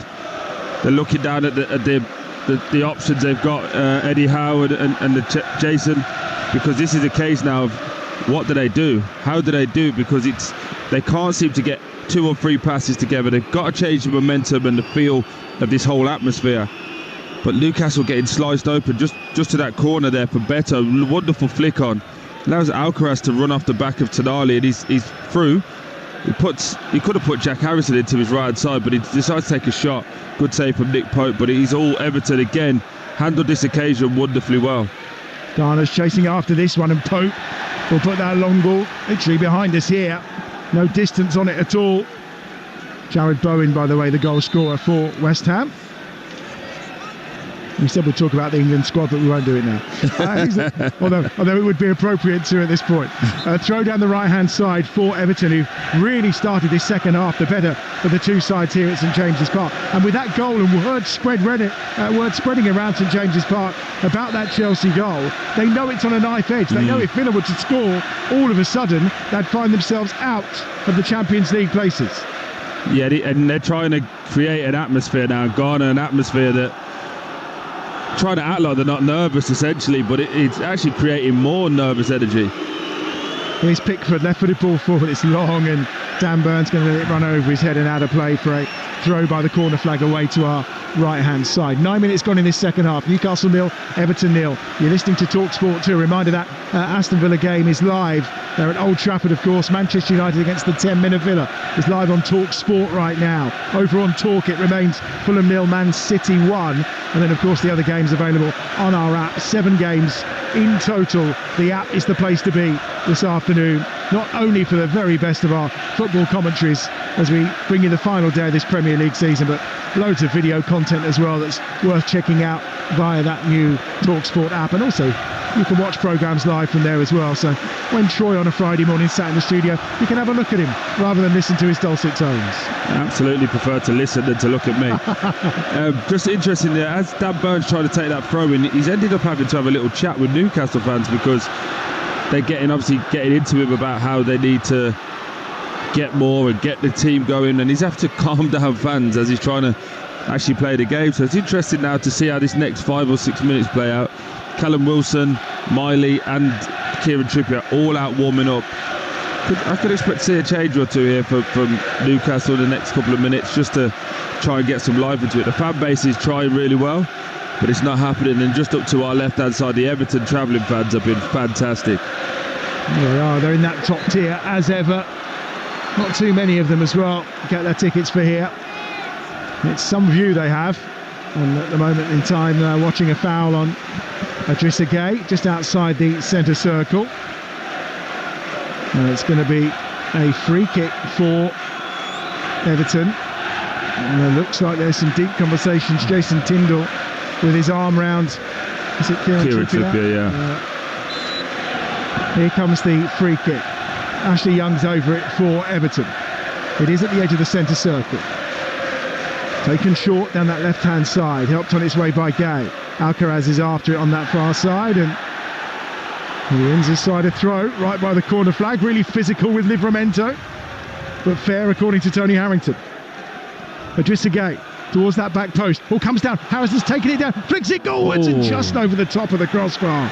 Well, Pope would have not had a clue what was going on there, and Jack Harrison, it was a real opportunist moment as he tried to lift it towards that back post, but just too much on it. Yeah, it's just a little nick from Dan Burn which makes Jack Harrison have to take an extra touch, and then he could only flick at it towards the back post. But again, warning signs for Newcastle, they need to liven up, otherwise it's going to come that Everton will get another chance. Gimaresh gets it on to the advancing Willock down this left-hand side. Willock towards the byline. Garner's there with him. The ball runs out of play, and it was Willock with the final touch. They both lost their footing. Both ended up on the floor by the corner flag, but it was Willock with the final touch, and Pickford with a chance to clear away to our left-hand side. Really poor though, isn't it, from Newcastle from an attacking sense. Normally with Eddie Howe teams, they're quick, they're slick, they move the ball really well. Today it's just been long ball and then try to pick up the seconds. There's no real pattern of play to it. It looks a bit disjointed, it feels a bit rushed. Poor clearance by Botman. It went through the legs of Jack Harrison. Comes to Tonali on this near side. You feel as well with Trippier, I don't think it's just his physical presence they want, is it? It's his calmness, his leadership, and his ability to say, right boys, just relax. And I'm assuming it may be Botman that comes off and Burn to go in the middle maybe, and Livramento back to the left, but we'll see what's planned by Eddie Howe. Here's Tonali on a charge. He's got room to run here. Tonali still going towards the edge of the box, plays the pass behind Willock, and the interception from Iliman Ndiaye again. He's back defending. It's picked up by Pickford, but I mean, it's very hard to get a back pass nowadays. I think the argument is Ndiaye was just coming onto it, and it came off him into the path of Jordan Pickford away to our left-hand side. You'd have been appealing for that though, wouldn't you? Absolutely, that is a pass back. He's just controlled the ball, and then instead of going and clearing it himself, he's just shepherded it back all the way to Jordan Pickford. So for me, I just think that's a back pass all day. Just when we talk about Kieran Trippier, that calmness and that level of quality that he has, yes, that would be great, but I think he's Livramento down the right-hand side, clips it to the back post, trying to get the header was Barnes, and he does, but he just heads it up into the air, and Jordan Pickford, who's looked so assured, just gathers that ball quite comfortably at the edge of the 6-yard area. And it's hard to work out if the fans behind the Everton goal right now are having a go at Pickford are their own players. It's difficult to work out the way this second half has started. Yeah, I think it is a sense of frustration around the place. I do think the referee's handled this game really well. He's let a lot go, but he's also made it a fair game in terms of some of the harsher tackles. But I do just think Newcastle need a little bit more of a spark. Whether that's Trippier, whether that's changing formation and going 2 up front, I'm not sure, but the change of Willock at the minute hasn't brought the results that they would want, and Kieran Trippier's getting stripped off just below us. Long run forward towards Beto again, and Jai helps on its way. Pope will collect it. You're listening to Newcastle against Everton on Talksport 2 with Sky Sports. Don't forget you can stream the biggest Premier League games available with no contract on now, like Nottingham Forest against Chelsea and Liverpool against Crystal Palace. They're both live right now. Search Now Sports. Down this left-hand side, Dan Burn has it once more, looking to bring it forward. On this left-hand side, short to Gimaresh. Gimaresh at the edge of his own penalty area. Flips the ball forward once more, where it's picked up now wide on that right-hand side by Livramento. Livramento inside as well to the feet of Isak on halfway. It's gathered up once more by Willock. Helped on its way to Tonali. Left-hand side now Burn. They've advanced to midway inside the Everton half. Here is Harvey Barnes down this left-hand side. Ball at feet. Looking to take on Harrison. He's got Dan Burn outside of him. Burn will go back towards Tonali. No, instead he goes forward to Gimaresh. And now down this left-hand side it's Barnes on his right foot. Pings one towards the back post, and Pickford has to come out flying with both fists to clear it away. And it's into touch on that far side, where it's picked up now by Gimaresh. And again it's through to Pickford quite comfortably away to our left-hand side. Good play again from Newcastle. Just managing the situation really well. And Dyche has gone down now, claiming cramp. Pickford being Pickford is winding the fan base up. Just taking the sting out of the game. But just thinking there, the ball goes in from Harvey Barnes. He cuts on that right foot and whips a lovely ball in. You 1v1 against Ashley Young. Go and get at him. Back him up into the box. Try and get your shots off. I think that's a little bit of disappointment that Eddie Howe will feel from his team at this moment in time. And then I was just wondering as well. No, never heard him complain about Joe Linton not being in the team. No, I mean, it's one of the, when they play that three, Joe Linton does offer an awful lot, doesn't he? Oh, he's so good. He's so good. Again, they've tried to get by without it. I'm not sure they're quite managing it today. His presence today, you feel, would make a difference. There's some goals going in elsewhere. Bournemouth lead Leicester by a 1-0, and Brighton have gone in front, having been behind against Spurs, and it's Hinshelwood again, his second of the game for Brighton.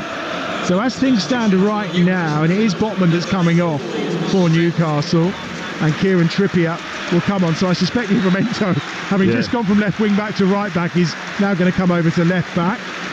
Trippier will go to right back, with Byrne now moving into the middle with Cher for Newcastle United.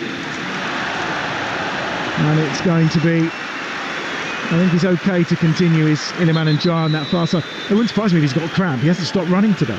No, just looking at, really interesting how you have to manage players now, because Botman has had every single member of staff come up and tell him it's okay, and the reason he's come off is because it's a tactical change.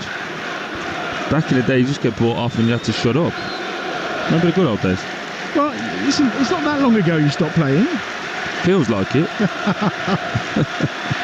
Let's see how the Premier League table looks then. At the moment, Man City are in third, Chelsea in fourth, Newcastle fifth, Villa are in sixth. Remember, Villa are down to 10 minutes, still 0-0 in the game at Old Trafford against Manchester United. But Villa score and everything changes for Newcastle United. That's the jeopardy we have right now here at St James's Park. And as things stand, Brighton are now in that 8th spot, which could potentially lead to a place in the Conference League.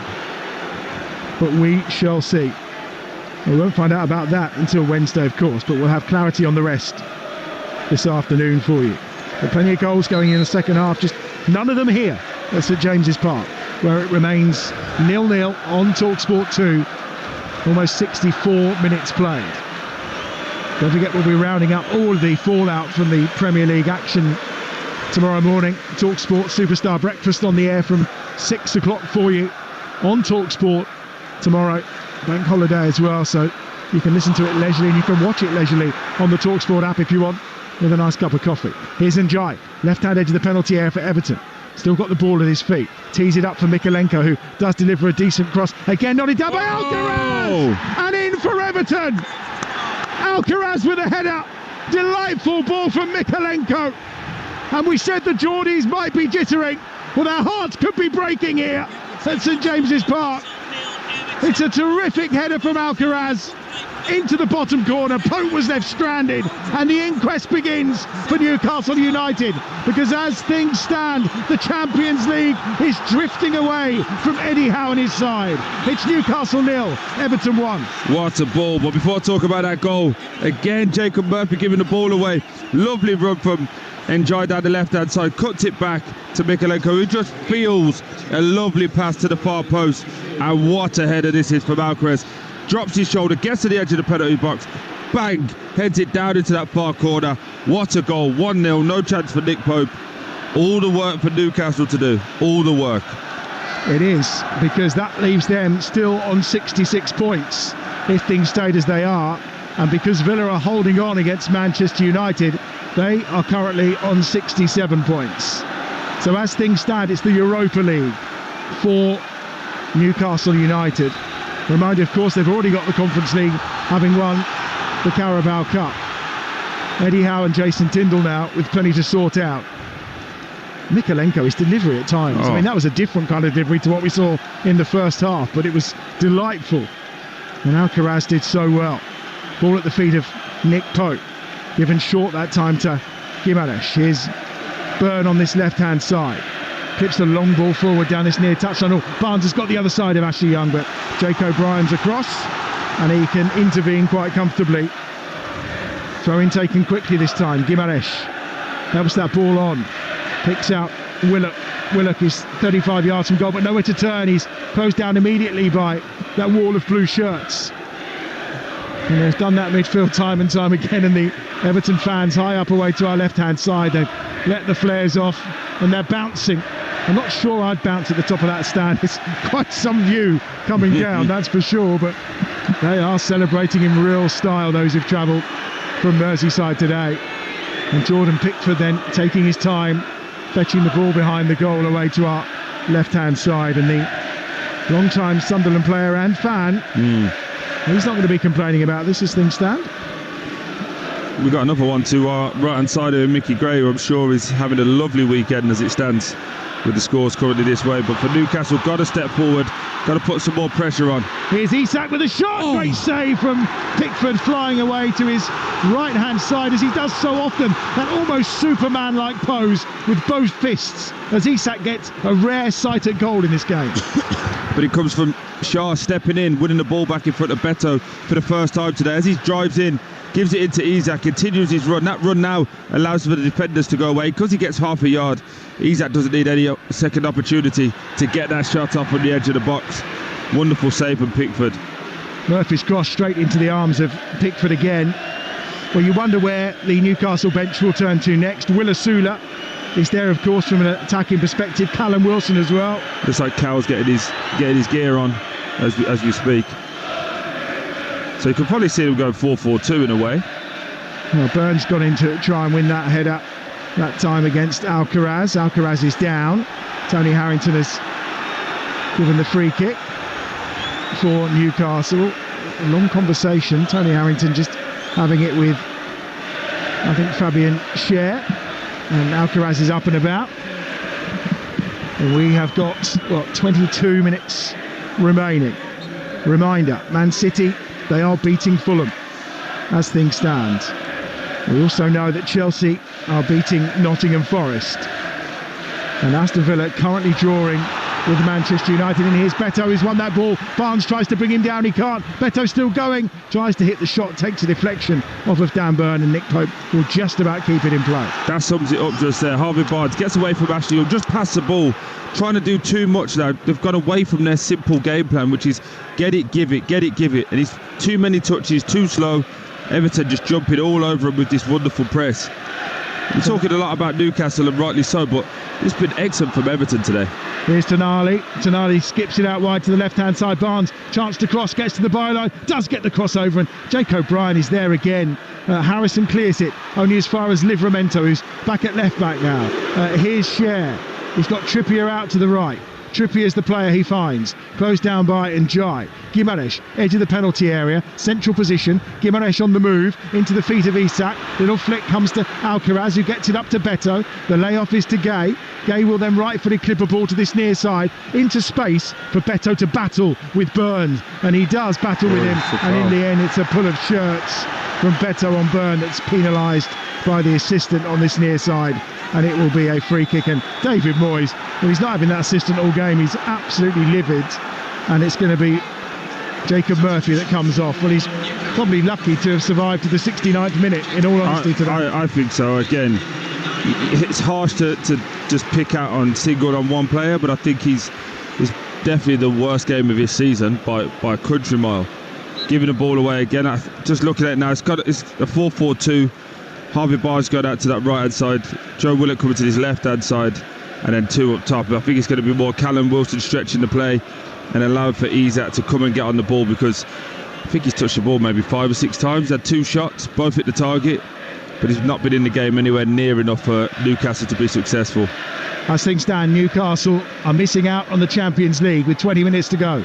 Newcastle 0, Everton 1 at St James's Park, here on Talksport 2. Odisagay does brilliantly, skips away, Beto helps him on his way towards Alcaraz, but Dan Burn will step in and win it, but it's picked up by Garner, who gets there before Wilson. Room on the right hand side now for Harrison.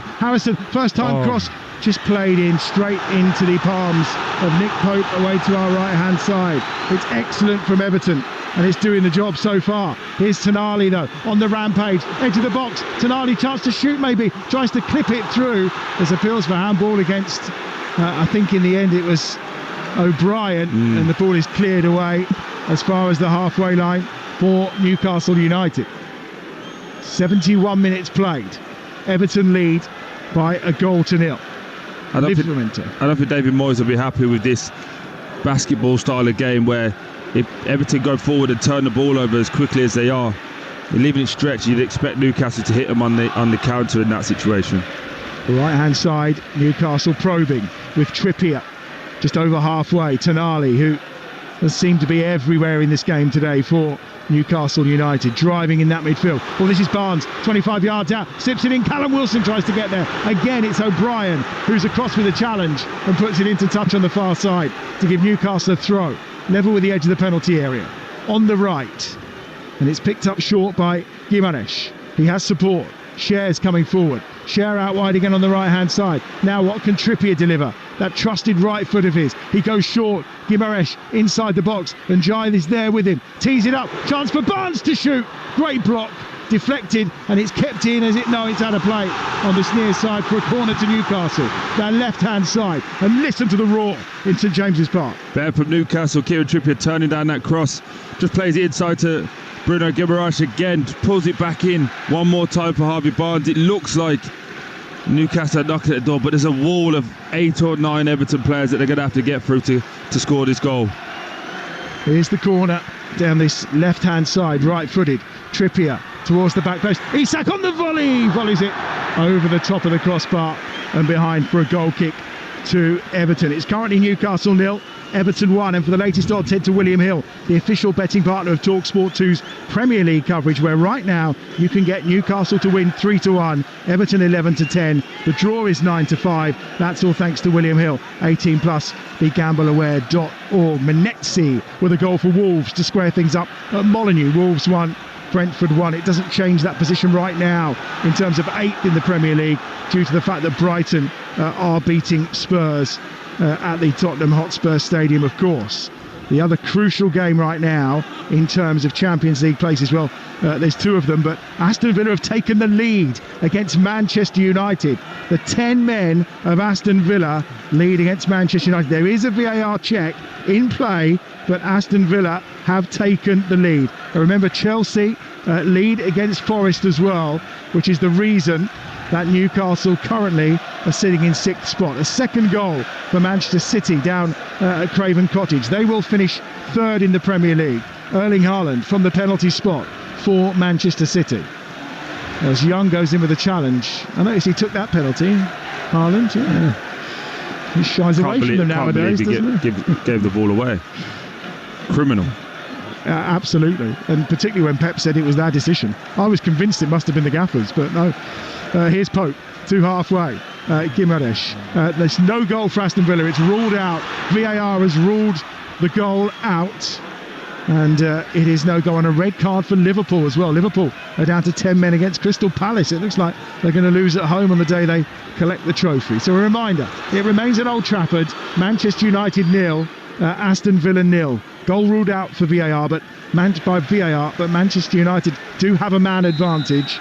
However, Villa holding on for a point as things stand, and it's a crucial point because it's a point that takes them back into the Champions League for next season. Time for a double change for Everton, and it's going to be the goal scorer Alcaraz, who's only on loan, of course, is Carlos Alcaraz, formerly of Southampton, of course, and Juventus.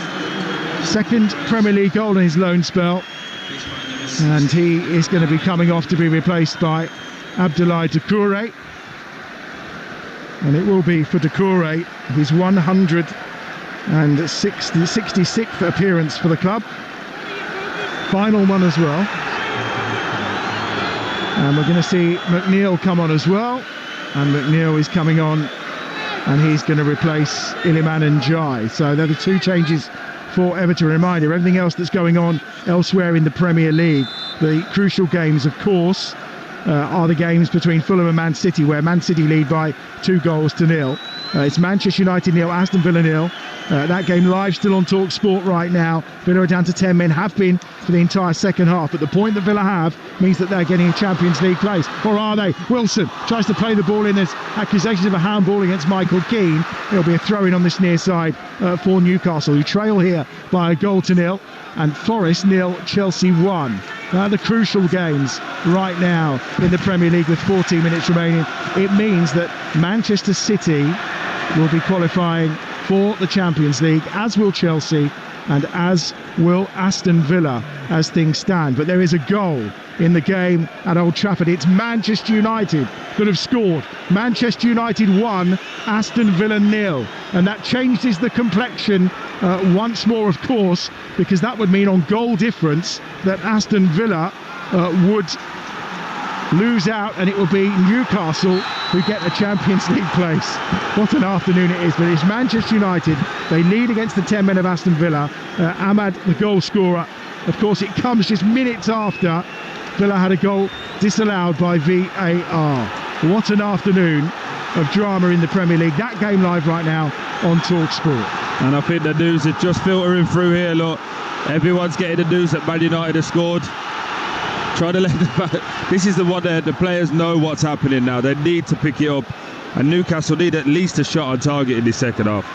Get yourself the Talksport app if you don't have it right now. You can flick between our 7 live games this afternoon and keep on top of all the action and the drama as things stand right here.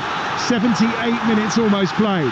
Newcastle 0, Everton 1. But at this moment in time, because Forest are losing and because Aston Villa are losing, they will sneak into the Champions League after a poor performance, but maybe they can rectify that. Left-footed shot from Cher from 25 yards out is blocked. Comes down Tonali. Tonali out wide to this left-hand side. Ball picked up by Livramento on his right foot. Livramento swings it towards the edge of the 6-yard box. It's taken down by Trippier. Here he is on this right-hand side. Trippier's ball through is good. Guimaraes inside the box. Left-footed, right-footed ball. Curled over. O'Brien with the header away again. Taken down by Trippier once more. Guimaraes picks up the loose ball. 30 yards from goal. He's got Tonali to his left. Out wide is Livramento again. It comes to Livramento. Closed down by Jack Harrison. Runs the ball down towards the byline. And Ashley Young is there. And he'll pick it up for Everton. And gets it up towards Beto. Who Dan Burn was there and did well across Beto. Just with his physical presence. And it allows Trippier to pick the ball up for Newcastle, who, despite losing, are going into the Champions League. Here's Wilson. Isak just stabs that out to the far side, where Dwight McNeil, the substitute, will pick it up for Everton from deep inside their own half. David Moyes' side leading here by a 0-0. Remember many years ago when the title was won by Blackburn, and I think it was West Ham that beat Manchester United, and Alex Ferguson called it an obscene amount of effort. Well, I think that's what we're getting from Everton today, for sure. Absolutely, but I think as well, Newcastle played a part in this, been really poor today. One of their worst team performances of the season. maybe they're expecting it. Oi! Well, Beto's tried to get the ball and has run into Tyndall on this near side. Byrne has got there first. Just a little bit of... and David Moyes is furious that Beto's come to get the ball and has been interfered with.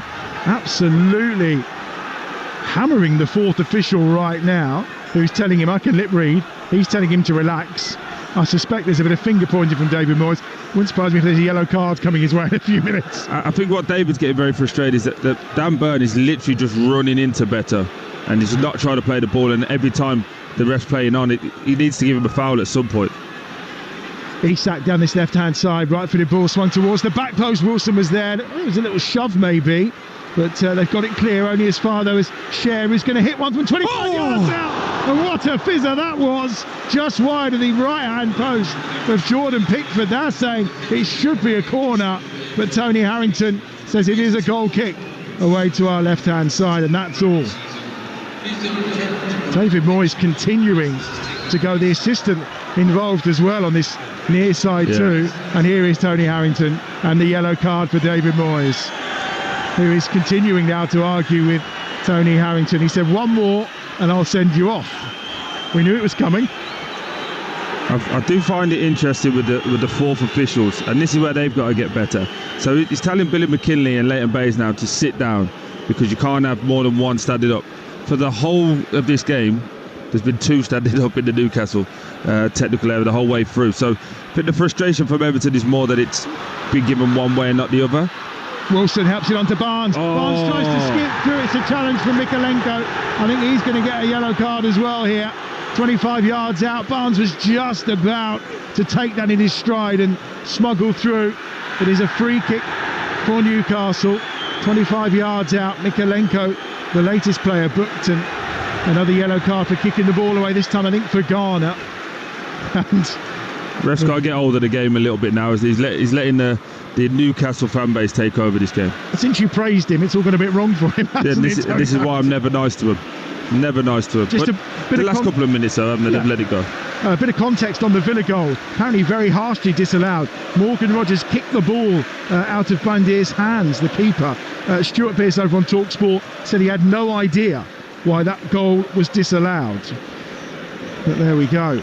Liverpool have equalised. Mo Salah. Of course, Mo Salah. They've got 10 men. He pops up with an equaliser against Crystal Palace. So, as things stand in the Premier League, Newcastle are in 5th place, despite losing this game by a goal to nil. And we are into the last 8 minutes. A reminder, Villa trail Manchester United. They're down to 10 men. They had a goal disallowed quite harshly, but they trail Manchester United by a goal to nil. And Forest trail at home against Chelsea as well. If this goes in, this roof comes straight off this place.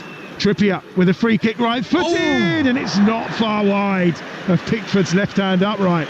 Everyone was stood still, even Jordan Pickford. No one was moving as Trippier's effort goes wide. Just how wide, Troy? Yeah, it just looks like it's a yard or two wide, but he got the shape, the dip, just couldn't get the accuracy on it. But it's very nervous St James's Park, isn't it, at this moment in time? Yeah, it certainly is. The fact is they're losing and they're still qualifying as things stand. All it would take, though, is an equaliser from the 10 men of Aston Villa to change all of that, of course. So here's the table as it stands. Man City are 3rd, 71. Chelsea 4th, 69. Newcastle 5th, 66. Aston Villa in 6th place, 66. Forest on 65 in 7th. But Newcastle have the better goal difference of those three teams. So at the moment, they cling on to that place in the Champions League. We have 7 minutes remaining here. The drama, you could cut it with a knife, they say, the tension, but I think it's deeper than that. Very nervous all around us here, the Geordies. There's no two ways about it. They look like they're going to potentially lose at home, which is something that doesn't happen too often. Livramento tees it up for Tonali on his right foot, thinks about a shot, feints for the shot, gives it to Gimaresh. Isak has gone down in the penalty area as it's on the far side with Trippier. Gimaresh is the obvious pass. Tonali makes the run towards the edge of the penalty area. David Moyes thinking of making some changes as that's clipped forward towards Tonali again. Doucouré's there to hammer the ball clear up towards halfway. Beto does well. Adrissagay on that far side is closed down by Dan Byrne. Yeah, look, just watching it now again. Got three Newcastle staff down there at the moment. But what's happening is they're leaving Beto and Dabburn 1v1, but they're getting loads of bodies in the box, but everyone's going inside. They need whip. They need to be able to work the ball wide to then get those crosses in. Everton are giving up the whip, saying go on, then cross the ball, but Newcastle coming inside and everything's a little bit too slow. It's got to be perfect for them to score. Share to the far side. Ooh. The header comes from Trippier inside the penalty area. He feels he was fouled in the process. It comes down to Barnes. It was the challenge from McNeil. Tonali whips it towards the back post, and then arriving was Guimaraes with a header, but there's a foul, and it will be a free kick for Everton inside their own penalty area. Listening to Newcastle against Everton on Talksport 2 with Enterprise Rent-A-Car. Whether you're on holiday, at home or away this summer, Enterprise has locations all over Europe and a vehicle that's just right for you. 5 minutes to go. Newcastle 0, Everton 1. Troy Deeney. Yeah, just Jordan Pickford. He can wind up opposition fans, but I'm just seeing him. He's screaming every time something happens. It's always somebody else's fault with Jordan Pickford, and he's screaming at Decore, who's at the 10, for something that happened at the back post, and Decore's giving him a little bit back, and then Jordan Pickford goes, yeah, no problem, and he just winds up people for no apparent reason. But for Newcastle, again, more the same. Looks like Osalu coming on now as well for their final change. Another attacker, but I don't think it's the attackers that's the problem. I think it's the fact that there's no quality coming into the box, and everyone's just up on this top line way too early. As we look at it now, 1, 2, 3, 4, 7 on that top line. And it's Livramento they pick out on the left-hand edge of the penalty area, but he heads the ball safely into the arms of Pickford. Brighton have gone 3-1 up against Spurs. They're going to be finishing 8th in the Premier League. Arsenal have a winner, you feel, at Southampton, courtesy of Martin Odegaard. They lead by 2-1, and West Ham now lead Ipswich by 3-1, and Semenyo has got a second for Bournemouth, who lead Leicester by 2-0. That's given away. Beto towards the edge of the penalty area. Beto with a chance on his left foot. And he's put it wide. He only had Pope to beat, and Beto's effort just sails beyond his right hand upright. That would have finished the game and given Everton all 3 points. Yeah, mistake from Dabburn, but it's closer than you think. He's pulled it onto that right foot, chopped it back inside there. Lovely little left-footed ball into the far corner, just goes past the post and hits that black pole's just behind it. But again, Newcastle just kicking it out of play. And as we're watching, Jordan Pickford just winding up all the fan base, look.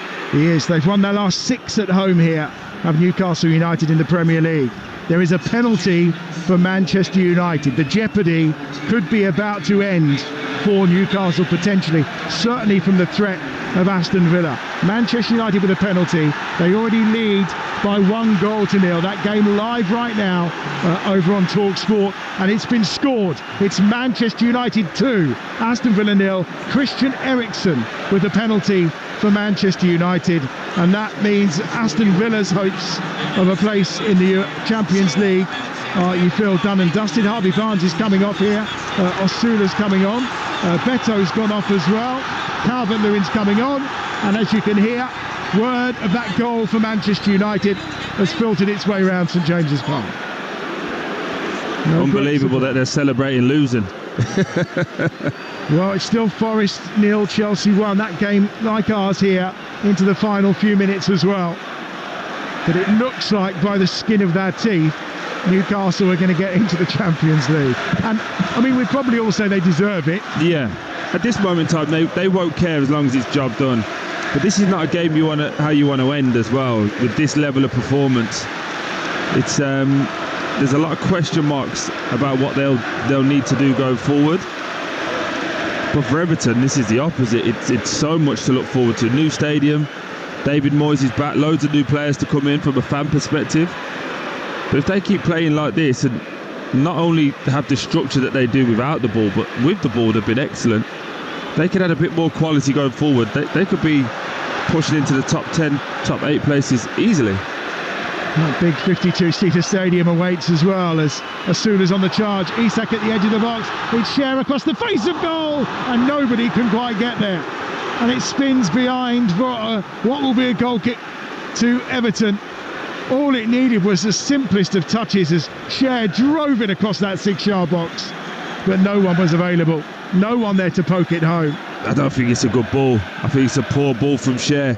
too much power. The line's great. He's whipped it across that 6-yard box, but just fired it across, not giving any of his attackers an opportunity to get there. But good start from Osulu as well, getting there and making sure that he gets on the ball, driving forward, gives it into Isaac.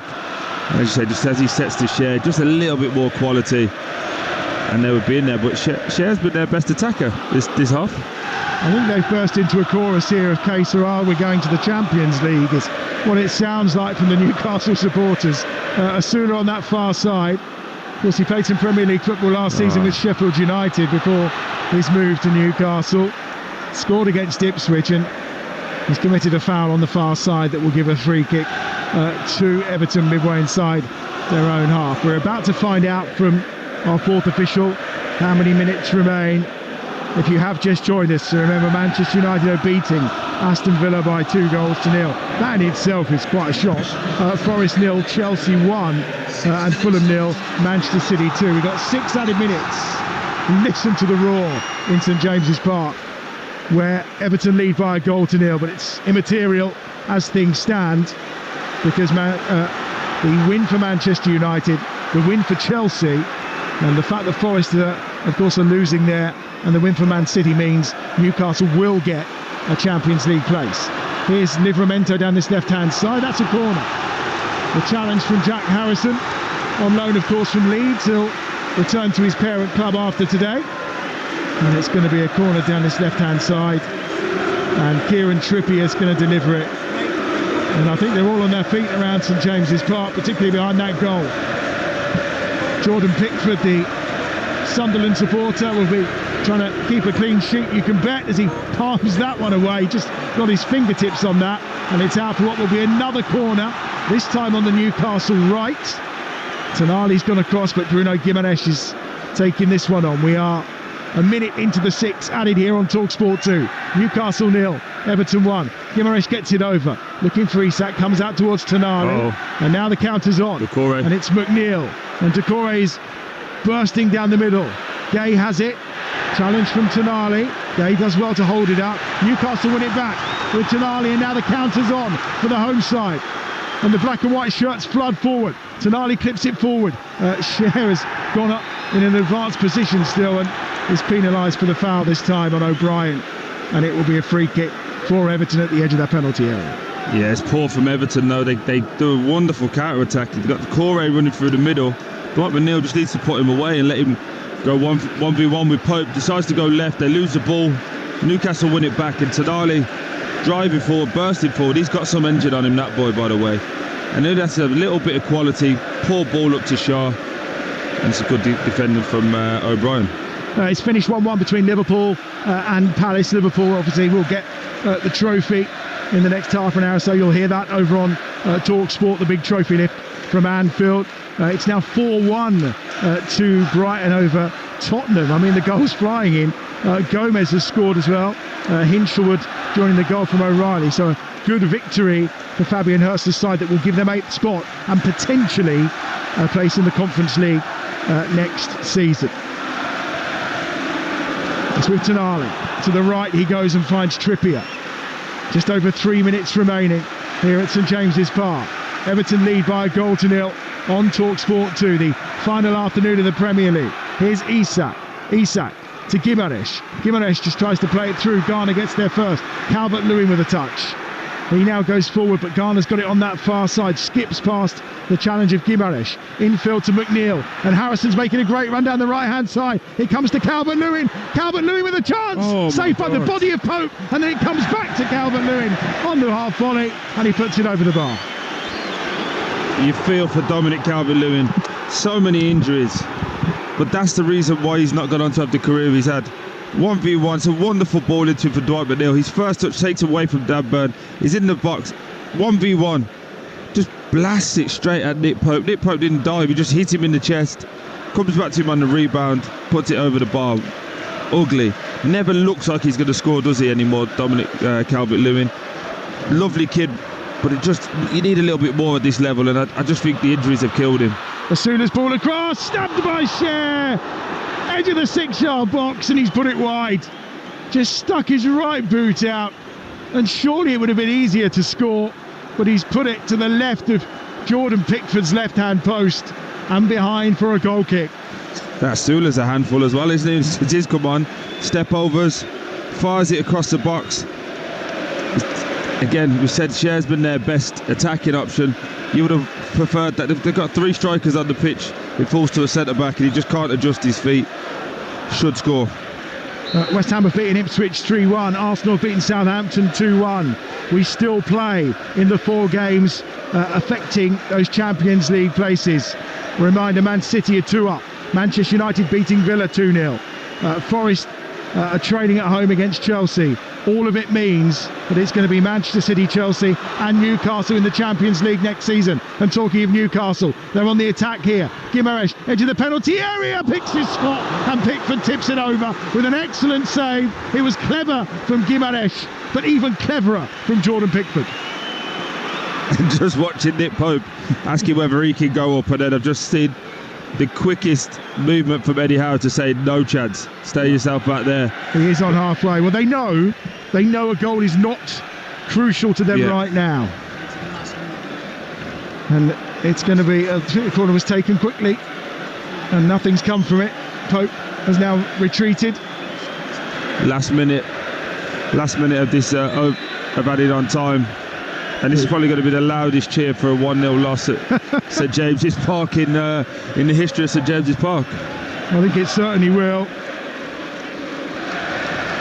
Champions League football beckons, and they know it all around us here. The black and white celebrations will begin. Tonali clips the ball forward. What a season it's been for them all in all. Young will hack it into touch on this near side. It's going to be a throw on this near touchline. Livramento gets it from Tonali. There's 2 balls on the pitch. Referee's happy to play on, which Byrne does. It's finished between Fulham and Man City. It's finished 2-0 to Manchester City. They finished 3rd in the Premier League. Trippier to the right. He's got Guimaraes there with him. On that far touchline, Asula. Ball at feet. Turns. Out wide again to Trippier. Back to Asula. He's got 2 round him. Slips it down the line for Guimaraes. And there's the final whistle from Tony Harrington.